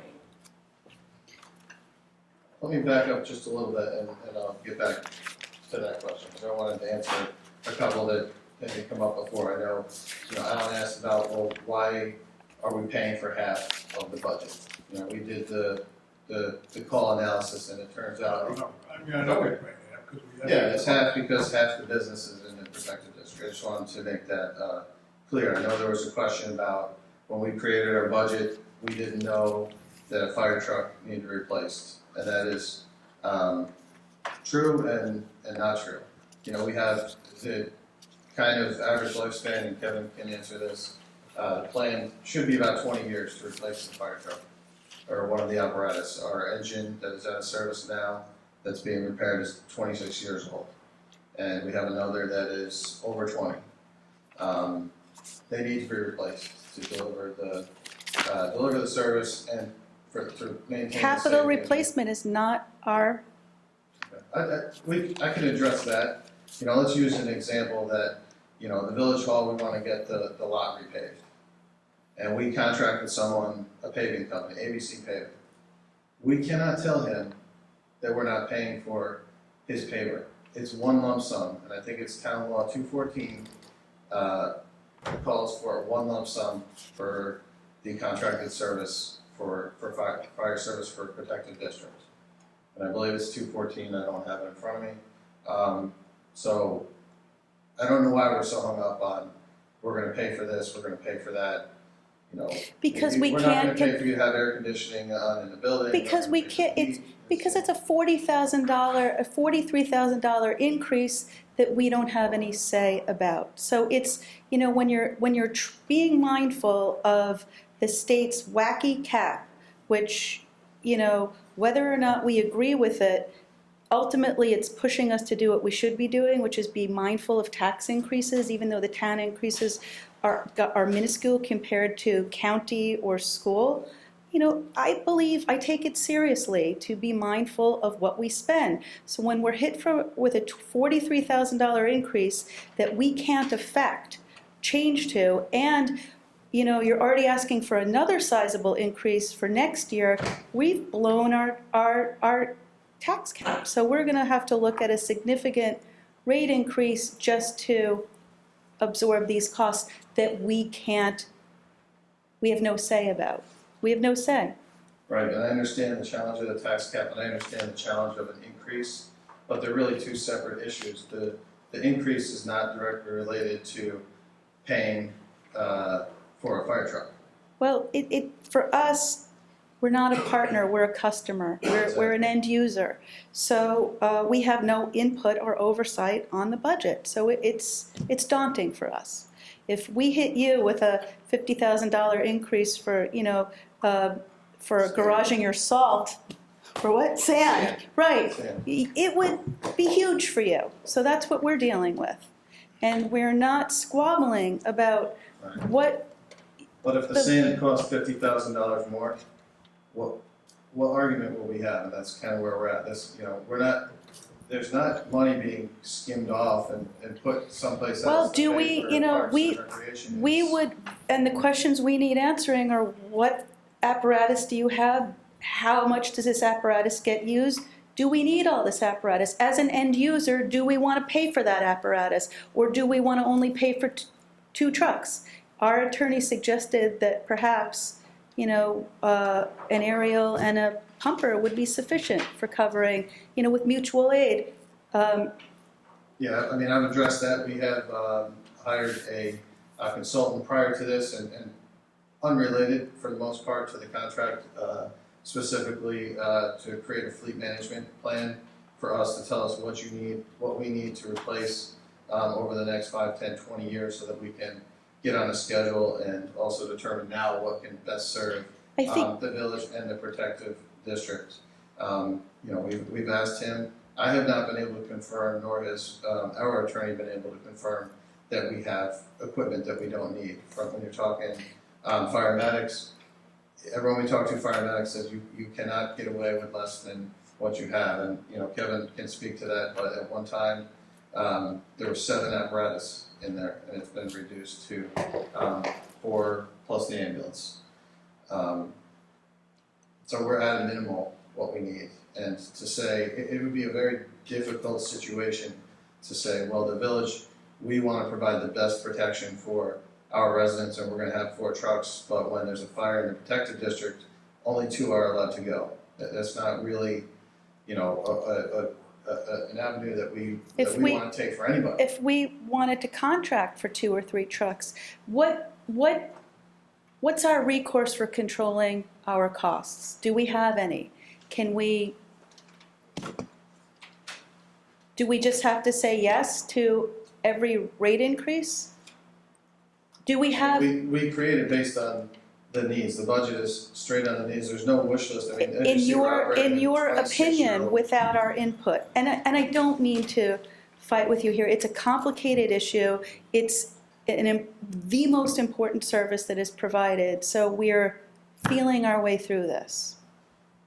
Despite all these philosophical differences and non-philosophical differences, I think we've all agreed for 2014, the number is 160,000. One more thing, Joanna, I'll Okay. answer that question. Right. We talked about the cost comparison for fire protection in the other districts. And I did that comparison early on, probably was November, and I stood right here and made that presentation. And we had a meeting, and, Alan came up with the exact same numbers that I did in terms of the, what it costs. A village resident pays 56 cents per thousand for fire protection, and that we do not have a separate line item for fire protection in the village. But that's based on budget, assessed value, that's what we're able to extrapolate. Alan came up with the same exact number. For Hillside, Rhine Cliff, and the protective districts, they're all separate line items. The village resident pays 56. I see Alan's helping me out, he's got the notes right there, but that next highest is 47 cents, the town protective is 42 cents, and the position that we've been in is the village residents paying 56. That helps keep the town protective at 42. Once this is leveled out, if the town were to pay, protective district were to pay 50% of the budget, then it would be level. Right now, the village resident is subsidizing protection for the town protective district. The village elects you, and Correct. our people who are paying have no representation for these costs, in effect. Our fire protection Right. district people have no representation for the end cost. The only representation they have is you guys for the, And we have no contract say in the budget. negotiation. It's a little, I'm being Which a is little where we're at. obtuse here, but that's what it comes down to for us, is doing our diligence for our residents. Right. Let me So- ask a really dumb question. Don't let me forget Joe's question. Okay. It's not okay. He won't let you forget it. Okay. If we went to the 50-50, and based on your assessment of the call volumes, and it went to 55 next year, would it then be reallocated, or are we on the 50-50 forever? My personal opinion would be to readjust it every year. And when we provided the analysis, we showed over the last 4 years, there was 1 year, 2012, it went down 2012, 15%. where the town paid, looking back in a retrospective analysis, the town paid more than the costs. Right. And in the other 3 years, the town paid less, and then you net it out, and the town has paid less. The protective districts paid less than the cost over a 4-year period, with that 1 year exception. So my feeling would be to adjust it on an annual basis. Obviously, we want to come up with a formula that we're not renegotiating the formula every year until, Right. for. And part of that, we're back to that, I think. And I think that's where you and I are in 180 degrees out. I have a problem paying for, just because you had a call and NDP went, I have a problem saying that's an expense to you. That's what I got a problem with, that kind of thing. If you got a 5,900. For the public, I'm sorry. you should explain a little bit more for the public, because I don't think. We're counting all incidents, no matter whether we went, whether it was a false alarm, whether it If it was deployed or not deployed, who went, we're counting it. whether it was our ambulance or NDP or both, that kind of a thing. And so I, as a representative of the taxpayers, once we go to this service model, I'm saying, okay, this is a voucher. You're giving me a voucher for work performed. I'm not paying you for work you didn't do. I'm paying you for work you did. And that's the model I think we went to. And that's why you and I are way out on this one. But so when the protective district went from in 2011, it dropped 15% in the call volumes. I don't know whether that was the EMS or the fire overall. I have no idea at this point. But it dropped 15%, and then it went up 12% in 2013. That's 15 plus 12. That's a 27% increase. That's a And when spread. you add those two things together, it looks like a huge increase. But over the 4 years, it was much less than that. So if we were using 4-year averaging or something like that, I'm sorry if I'm going way off here, rolling 4 years or rolling 3 years, something like that, then I think it would be fairer. And I also think I will also have a problem with being charged for 5,900s and, I think which are if you- dues. If you look back historically, it's Usually that code means that the apparatus is already out on call, and they're unable to respond because they're already on call. That's what 5900. I know, but if there's 35 of them, then each one's counted as a separate incident, then that affects the percentages. Regardless of whether we're out on it or not, whether we're already You, on we call. can't have the cross-talking, Yeah, not, we I'm can't sorry. do this. We'll come and talk to you. I mean, I think historically, we're talking 3 years, 4 years, the reason why we went with 4 years, because that's the data set that we initially had to work with. But I think if we went back 10, 20, 50 years, it'd probably be a rough 50-50 split. And that's, 47, 43, 52, 56, it's all gonna be You roughly know, around there. I'm gonna say it one more time for myself. I would feel more comfortable spending this amount of money if I, as a representative, had a say in what we were buying. And I don't. And I'm not speaking for you, other four, because, But I do agree with Bruce that I think the concept really should be a rolling average, whether it's 4 years or 3 years. But I think the percentages do vary. They do vary. I mean, if It also we, helps with budgeting, you can smooth it, because that way you don't get huge increases from year to year. but if you roll it, if you do a 3-year average, the next 3-year average could change a little bit. It would be leveled some, but you're gonna have an adjustment every year. The average is Oh, gonna change. yes, it does, but So it's- whether you do a 1-year adjustment or a 3-year adjustment, that's fine. If we can hammer out those details, that would be great. But that's why I want to go back to To Joe's question. Yes, Where my we- question that we all agree as to Yes. 160, Where- 7 for 2014, why don't we button that up and then move on then 2015 as part of our Okay. budget process? Where are we? I think we're waiting for you guys. I'll back up a little bit. Okay. We had, just for a recap, we had a committee, Bruce, Joe, myself, and Heinz, and Henry Campbell worked with us on it as well. We met a couple times, and we were working towards a number for 2014, which for the town is a calendar year, but for the village, our 2014 is already over. It was June 1 of To July. 2013, June 1, 2013. June 3rd, to the end, June to June, right? June to Yeah, July. June 1st to May 31st of the following year. So that budget for us closed out already. We're already into 14, 15. And we what see we're- another increase for next year already, another sizable increase. Right. But in the recap, we're not quite there yet. We're still talking about last year, Heinz had a concept, you guys are at 147, we're at 169. Said, okay, let's for 5 months, we'll use your number for the next 7 months. And he was going based on our fiscal year. June 1 would have been the cutoff. And that number came out to be 160. So the idea was, can we do 160 with a graduated, a prorated payment at 147 for the first 5 months, 169 for the last 7 months of the year, which would, on December 31st, the rate would be set at 169, which was the rate for this year. When the contract came across from the town to the village, it was a flat 160 with a proposed rollover at the tax cap. So that left us still $9,000 off of this year, and that's where we get to our point now.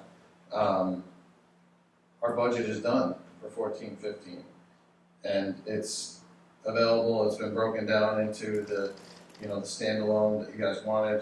Yes, it's going up considerably. The cost of fire protection has gone up considerably.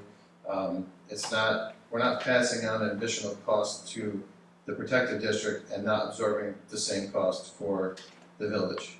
It's an across the board increase. And because it's already done, the feeling in the village is, well, why aren't we going to negotiate for 2015 now and include it? Because that was the complaint last year that we got to you guys too late. So here we are, you wanted it by September 1st, now it's the middle of June, you have it. The numbers are all there, they're not gonna change between now and September 1st, so, or November when you adopt your budget, so they're there. Let's work with those numbers so that we're not standing back here again next year, again, dealing with a year behind us or 6 months behind us. Let's move forward, lock it in, and yes, where it is, according to our attorney, it was delivered to Mr. Pinsky a couple of weeks ago, and I don't know why. Could you get it to me, please? Yes, Thank you. yes, I can. But again, I still don't understand why we don't close out the year that we're in agreement. We haven't done our budget yet for 2015. There's plenty of time to talk about 2015. But bird in the hand, at least we're making some progress by closing out 2000. Well, if the parameters, That's the year we're in.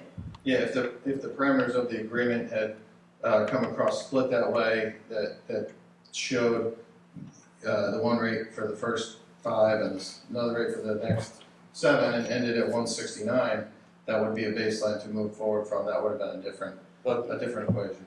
You know, You can put in your whereas clause how you got to that number 167.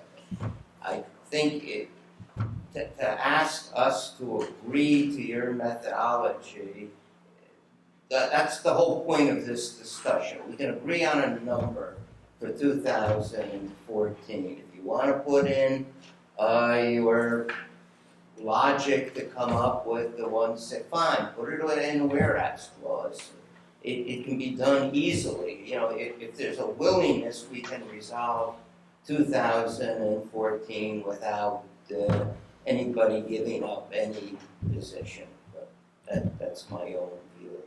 It's better to make progress in little steps and. When you line up the 2 fiscal years, yours being calendar, ours being offset by 6 months, we've already spent the $169,000 to provide the service to the protected district. That's already over, and you're saying, well, take 160, and we're saying, well, we'll take 160 if it resets at 160. and to our point, our budget for 2014 has been passed, and we'll have to go into funds balances to pay for you. For the public, in 2013, we paid $144. In 2014, we budgeted $149. We signed an interim contract for $187. We've agreed in theory to settle at $160, and the village is asking us for an additional $15,000, $174, $175 in our 2015. It depends on where you want to make the starting point. I'm talking about our budget year. Okay. So, you know, 149 while people or may 169. think that we're bickering about small amounts of money, I'll just repeat it one more time. It's really about a methodology and an agreement, and we have no oversight and no control of these cost hikes. We have no say in yay or nay to another truck, which affects us greatly. So, I mean, I get stopped frequently. I talk to individuals about it. I would encourage people to come to the meeting when we discuss this. We need to hear from village residents, and we need to hear from residents in the fire protection district. But we're working on this, and thank you for. I'd just like to note one thing on that, and that you guys the town has 3 contracts for the protective district. There's one with the village of Rhinebeck Fire Department, one with the Hillside Fire Department, one with the Rhinebeck Fire Department. And as far as I know, there has been none of this analysis for the other two districts. And I know that they buy trucks. I know that they maintain firehouses. They don't. And I have not heard any complaints from the town about paying for those services. Maybe some of them pay cash for their. We have a meeting with equipment. Rhinecliff. We've discussed some things with Hillside. They raise their own money and they buy it outright, and they haven't hit us with a 27% rate increase. They keep it flat or they come to us for cap. So there's nothing to. One more analysis on that we provided way back about the per call rate in the protective district. When the village fire department responds based on the numbers we've been throwing around, it's $300 and change When you average the three out, it's 900 some dollars. Well, I forget which one, is the town is paying $1,200 per call, from the other districts. We're charging based on this formula about 300. When you put them all together, it's a $900. So the cost for what you get is much less from the bill, and not to The issue, discredit the other we're talking about departments. the Yeah. lack of budgetary control. And you don't have that budgetary control for the other two districts that you And they provide. don't rock our budget. They haven't, Because if they've they been had- compensated adequately for years, and probably the. well, the let's not department discuss them does because there's no one here to speak for them. No, They have I'm- commissioners. I don't agree with, I went back and I did, don't and I either. disagree with the rates that Okay. you say. But we have taken, amongst ourselves, we've talked about what we have to do to adjust any inequities that we perceive and the recommendations on taxing to the other fire companies. We've talked about that. But it's, Okay. but it's not necessarily based on your analysis, it's based on you saying, go and look at them. And we have looked at them. Yeah. And we've, not in the detail, we haven't crawled through the FRS stuff, all of that, but we have looked at how they spend money, what they do, and those kinds of, and they have completely different business models. Totally different Right, business and I'm not models. suggesting that they do anything wrong or that they're overcharging. They're all providing the service that's needed. I'm just saying, if you're going to say, well, we have no budgetary oversight with us, and compare it to something else a model that doesn't exist, that's not equitable either. Well, our experience, just so you know, is a former supervisor, when one of the fire companies came to us and said, we need this much more money, he said, we can't afford it. And they went back and reworked their budget. And for a couple of years, they had no increase whatsoever. And it's been so modest since then, it's not even keeping up with inflation.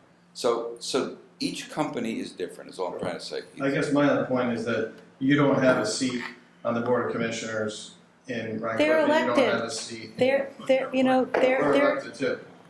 right. And if I guess they came to us with the voters would have some say, but Right, so I guess what I'm getting at is. this is the pushback you're getting, It's a selective inspection. You say, well, we didn't get an increase, so that's fine. That's not But we got an true. increase here, so we want to You know see. what, I on don't your want to board. compare this business model, your fire department, to the other two. I don't think it's fair, and there are no Also, yeah. representatives here for them No, to it's- speak. You You're a also com- have the lion's share of the fire protection district. True. Yeah, if you look at the map, it's huge, and that's Yeah, why. the other two that's why are we're so small. small. I have a couple things. Sure. One is, if we're your customer, Yes. would you please stop talking about your fiscal year and just talk about our fiscal year? Because we pay by the fiscal Thank you. year. We don't pay by your year. We pay by our year. So it'd be really nice. It's so confusing trying to match the two halves. It is very confusing. Yeah. So if you could come up with a number from January to December, as opposed to having us deal with your internal accounting stuff, that would help me at least. So, and obviously, if you can't do it, you can't do it, but Just slide out. it would make it a lot easier to get my head around what the numbers are if we stop You want a talking break? about your years. If we're your customer. If we're not your customer, we're your partner, we'll deal with that. But I think that's a good point, thank you. Okay. Second thing is, there was a proposal made at one of the meetings I was at to do an ambulance district and separate it. Where do we stand on that? Because that would solve a lot of the problems, I think. Are you asking me or are you asking? Well, I'm asking you, I thought we proposed it to you.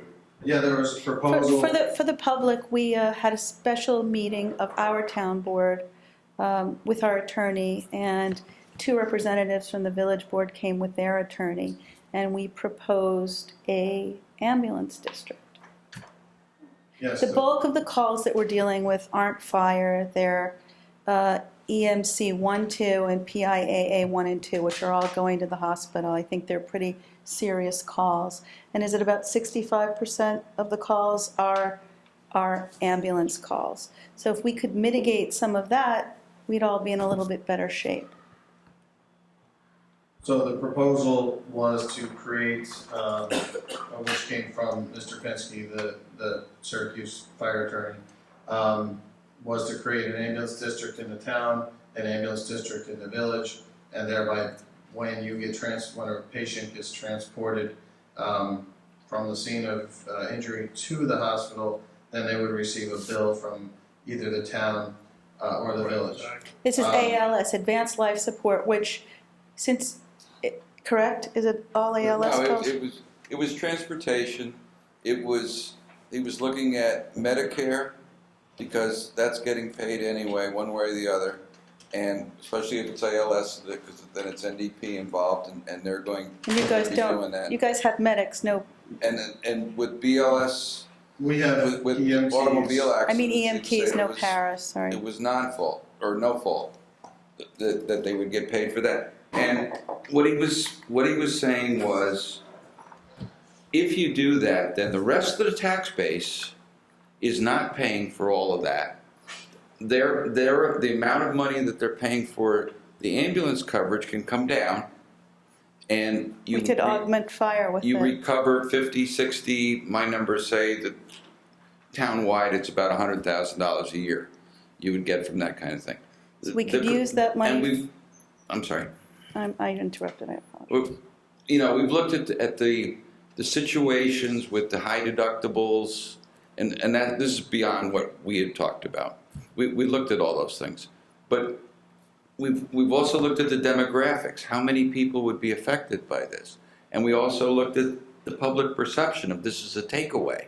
It was free before, and now you're making me pay for it. So all of these things are in the mix right now. And that's what Alan was asking about, where your heads are at with it. And I'm sorry for going off like this. Kevin kind of spoke to that in that, you know, the fire department solicited donations for that ambulance, and you know, there's maybe a public resistance to, okay, we're going to donate money to you to buy an ambulance so that the volunteers can provide us a service, and now a couple of years later, you're going to bill us for that service that's provided with a donation-funded ambulance and volunteer, staffed by volunteers. So there's some resistance to that. The initial reaction of the village board was not favorable to creating an ambulance district for billing within the village. There are a couple issues that came up that our attorney was not able to confirm the ease of transition that was portrayed by Mr. Pinsky in terms of what needed to be set up, what needed to be done. I've talked to some other places that have considered it, other places that have done it. There's some issue with billing. You know, he explained it to being very simple. You bill Medicare, they pay you, and then you just don't collect on the deductible. And that's basically illegal. And it's called soft billing. And it's not typically enforced with volunteer ambulance companies, but technically it's illegal. It's the same thing.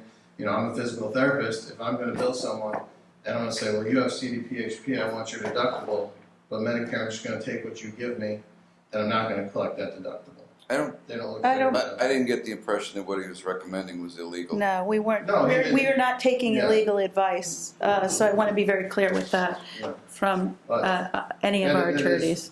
referred to as soft billing. That- And you did say we would not collect the deductibles. Like I you think said, a we would take municipality Medicare. can forgive a deductible. And I don't know the exact statute, but for the public, we would never do anything that, Yeah, I'm just saying there are questions. I'm not saying that he's suggesting anything illegal, but I'm saying that from You my know- understanding, what I've been told so far, that billing practice is not enforced, but technically it's not. Well, I mean, if you have questions, it'd be nice to have them so we can get them resolved. yeah, because we need to move Yeah, forward with our this. attorney's working on it, our It's- attorney's working. I want with to wrap this up and go Yes. on if there's anything Yes, please. pending, and I want to thank you for coming. You know, it's a hard thing, and we're trying to work it out. You know, it's my understanding, and correct me if I'm wrong, because again, you know, there's so much information that if we had an ambulance district, we could provide advanced life support, that's ALS, and basic as BLS could still be provided by you or Rhinecliff, which also has an ambulance. We could have designate different first responders, but having, another, for instance, Northern Dutchess paramedics as our first designation for ALS, advanced life support, which they do anyway because we don't have paramedics, we have EMTs, would save us a lot of money, would provide these people in the, EMS 1, 2, and the PIAA 1 and 2 who are very serious, provide them with the care that they need and would mitigate the tax burden that we're passing on to everybody else. So I understand it's a new idea, it's a different idea, it's a change, but it's worth looking at when we're looking at keeping our volunteer fire departments viable in light of what's going on. People are aging, we need to try and get younger people involved, and support what we have, which is immeasurable, the volunteer The other support. thing was the fire alarm, false alarm Mhm. thing. Did you guys get to talk about that? In terms of the billing for it? No, just if we did a town-wide false alarm law, would it cause you any problems? For the public, one thing that our fire attorney suggested we look at was passing a local law that would charge, and we would have to figure out what we're doing. We're thinking, correct me if I'm wrong, commercial properties only for false alarms. We would allow 1 or 2, and after that, people would have to pay, not necessarily a homeowner, and we certainly want to discourage anybody from calling for help, but we have a pretty significant issue in certain properties with false alarms, and it's morale busting for the volunteers, and it's costly for the taxpayers. So that's something under home rule that we could do. And I don't even think, we wanted to get your input because we don't want to do it without your knowledge, but we don't need your permission. It's a town-wide law. But it would help you. That's why we're doing it. It would help all of us.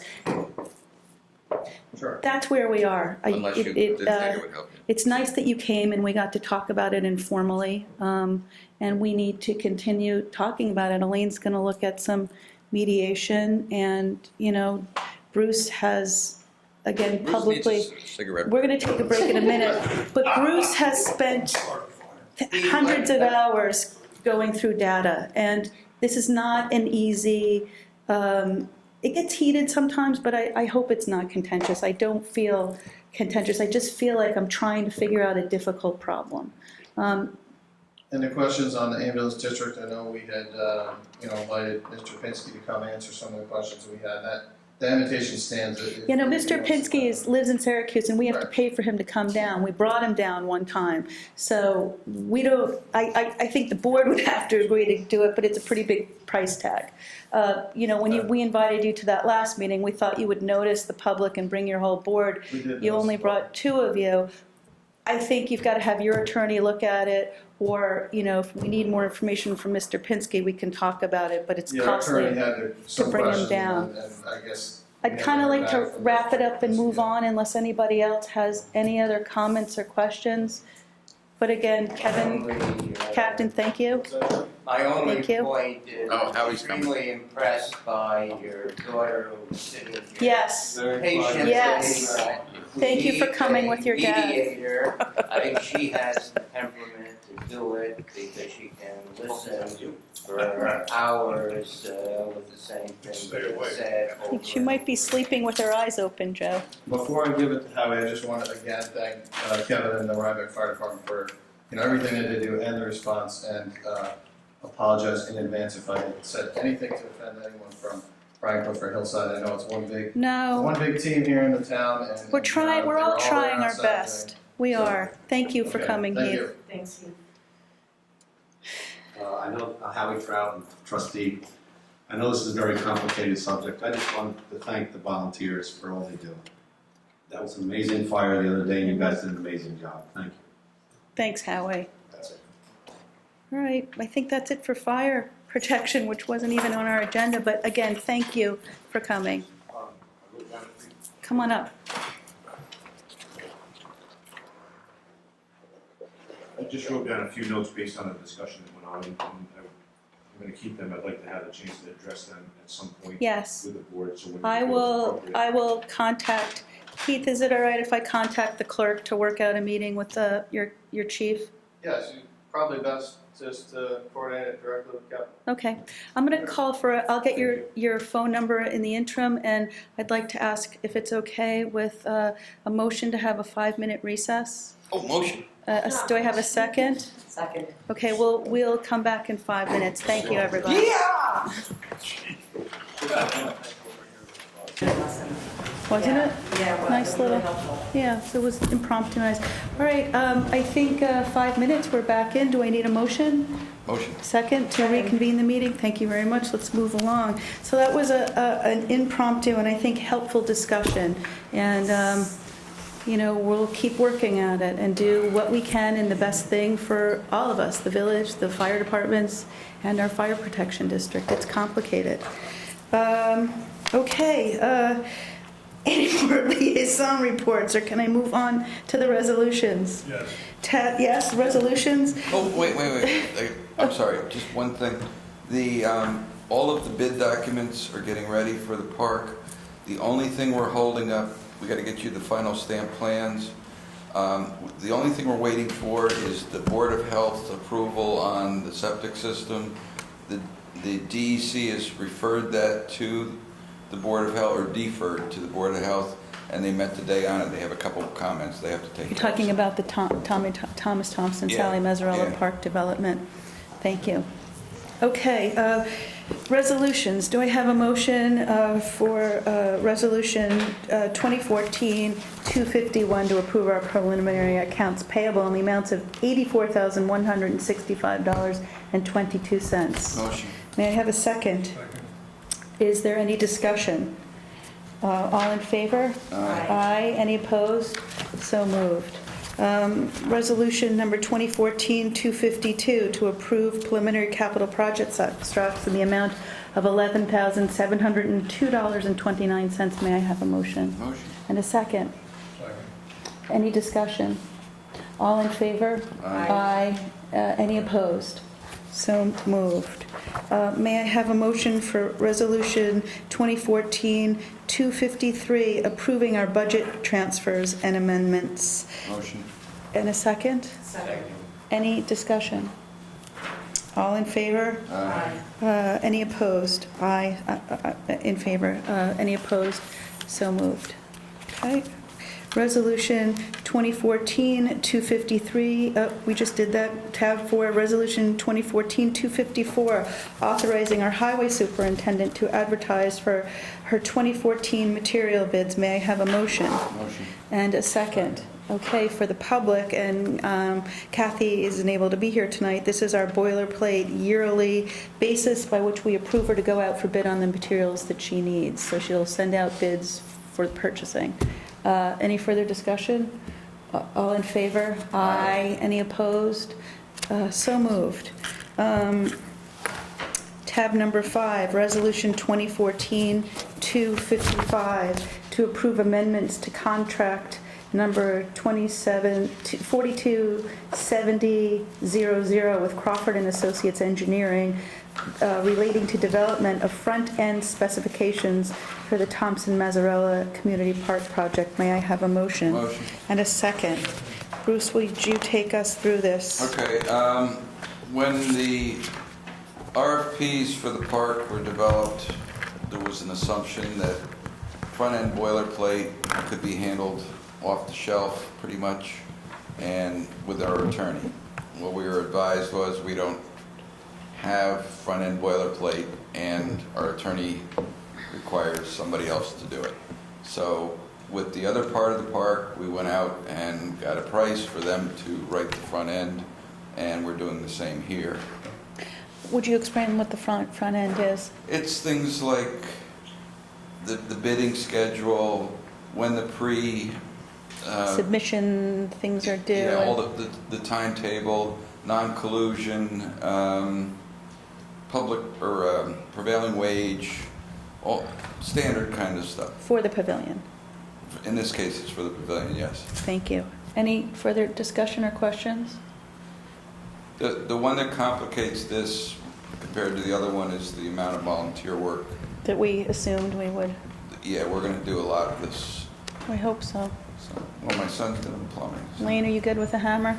By the way, Frank Mazzarella it's got to be thousands of hours, and I don't think I'm exaggerating. No, it. I don't think so either. I think there are many people who've put in thousands of hours, but Frank Mazzarella has gone above and beyond, and a special thank you. So I think we're done discussing this, unless there are any questions. All in favor?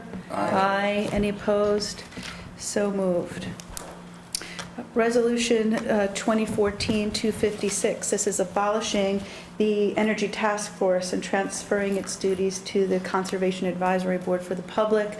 The former chair of that came to us at our last meeting and begged to transfer the duties. And in light of everything she's doing for the cemetery, we're happy to oblige. Is there any further discussion? And Joe, thank you for writing this. Motion. Thank you. Is there in a second? Did we not? Did I? Okay. Any further discussion? All in favor? Aye. Aye. Any opposed? So moved. Ryan, it's just more for you to do. Thank you. Resolution 2014-257, approval of contract with General Code for Laserfiche document management software. May I have a motion? Motion. And a second? Second. Okay, and I'll explain this. As a part of our the tech grant that we received from Dutchess County Consolidation of Services, we budgeted for Laserfiche, which is an optical scanning character recognition document management. It will enable us to take a piece of paper, put it on a scanner, scan it, digitally file it away forever, and we could search for it just by using keywords or a date. And more importantly, you can throw a piece of paper away. Yes, we can. It will help us move towards digital. So this is budgeted for. We vetted it. I am asking you for authorization to sign the contract with them that we have budgeted for, that the county's paying for, and we'll have it up and running within 120 days of their receipt of our contract. Is there any further discussion? Yeah, just one question. So the grant is going to pay for the optional components? Yes. And the $3,454, this is on page 10. Yes, the grant is paying for everything Pay in for everything. the contract. Page 10. Let me just check.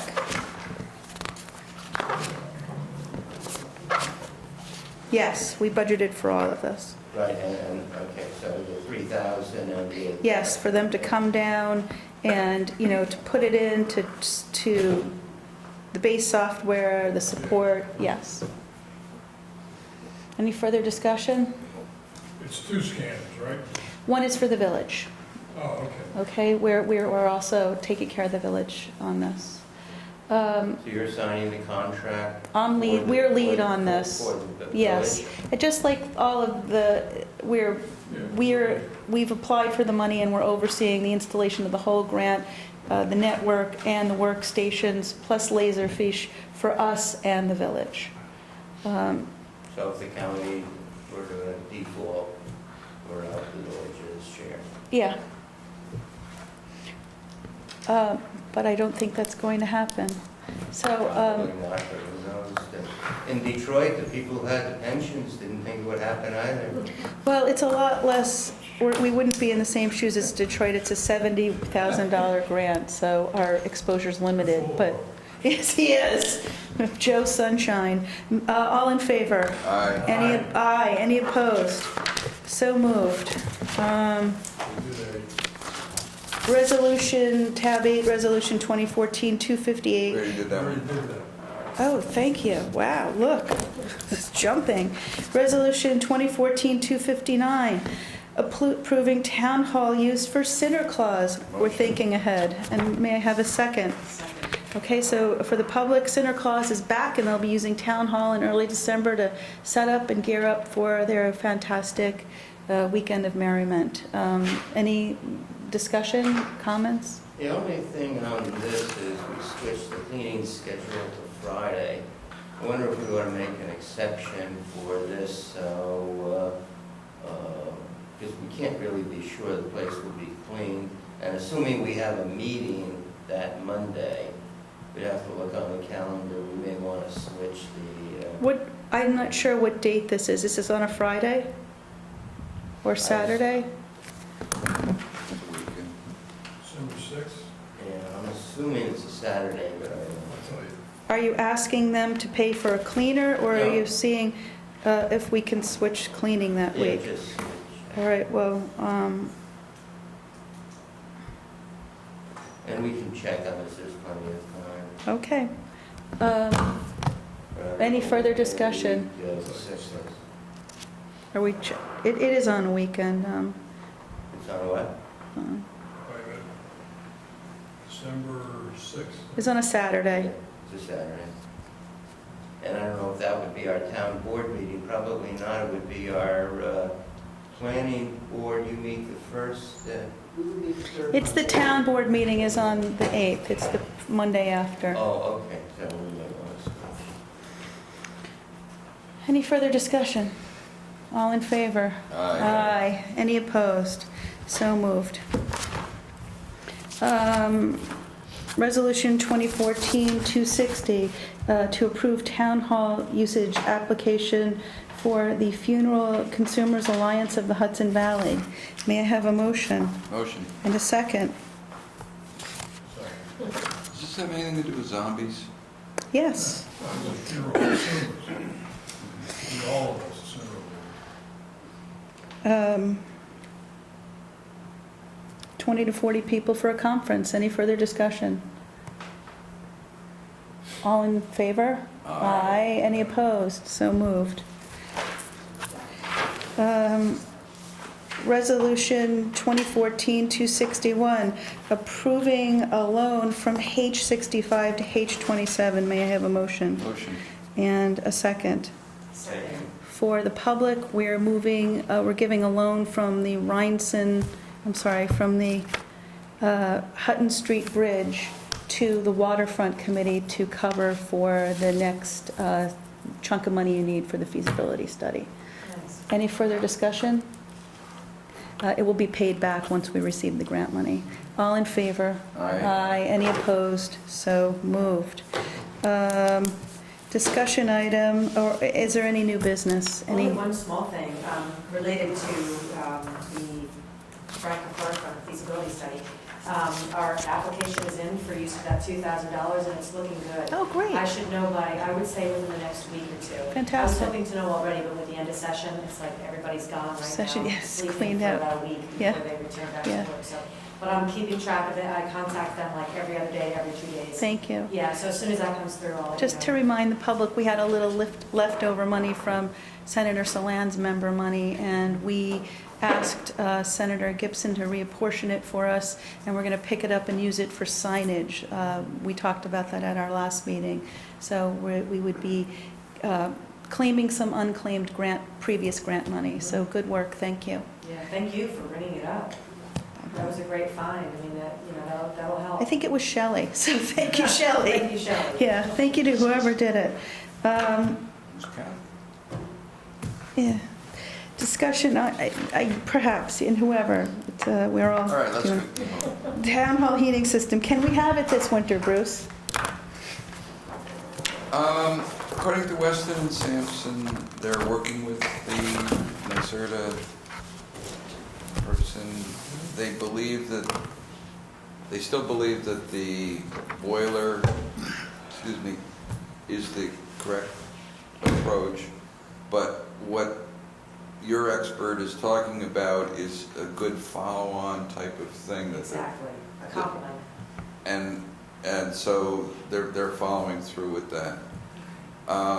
Other than that, they're doing all the sizing work. They're getting everything ready. They helped get the schedule or the budget in for the grant. And We're doing what we're doing. yeah, I and have an update too, when you tell us. go ahead.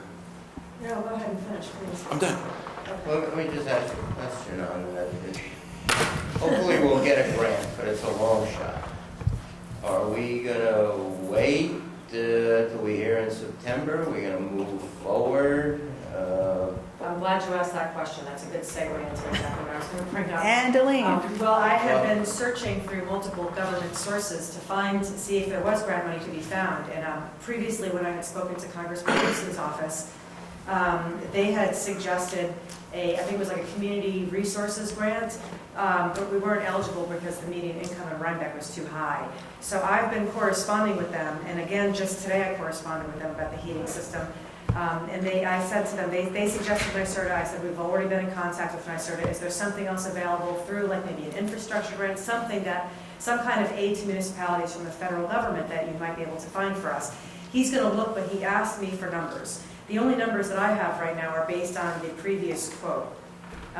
So I think once we get this, we'll be able to have harder numbers. Yeah, that's what I was wondering is, do we have any kind of time frame for an estimate?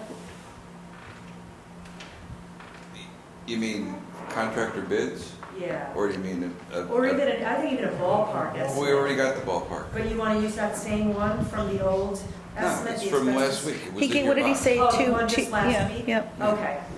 Yeah, the only thing you gotta make sure of is that it's got the 135,000 For asbestos. for asbestos Abatement. abatement. It should be 275 altogether.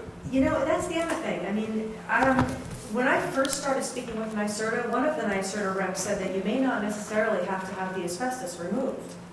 That it depends. And I remember, I'll have to dig out that email again, because he seemed to think, well, before you assume that the asbestos needs to be removed, it has to be removed if it was in certain areas of the furnace, but not necessarily, depending on where it was. Every place where we're gonna touch, it's gonna flake or it's already flaking.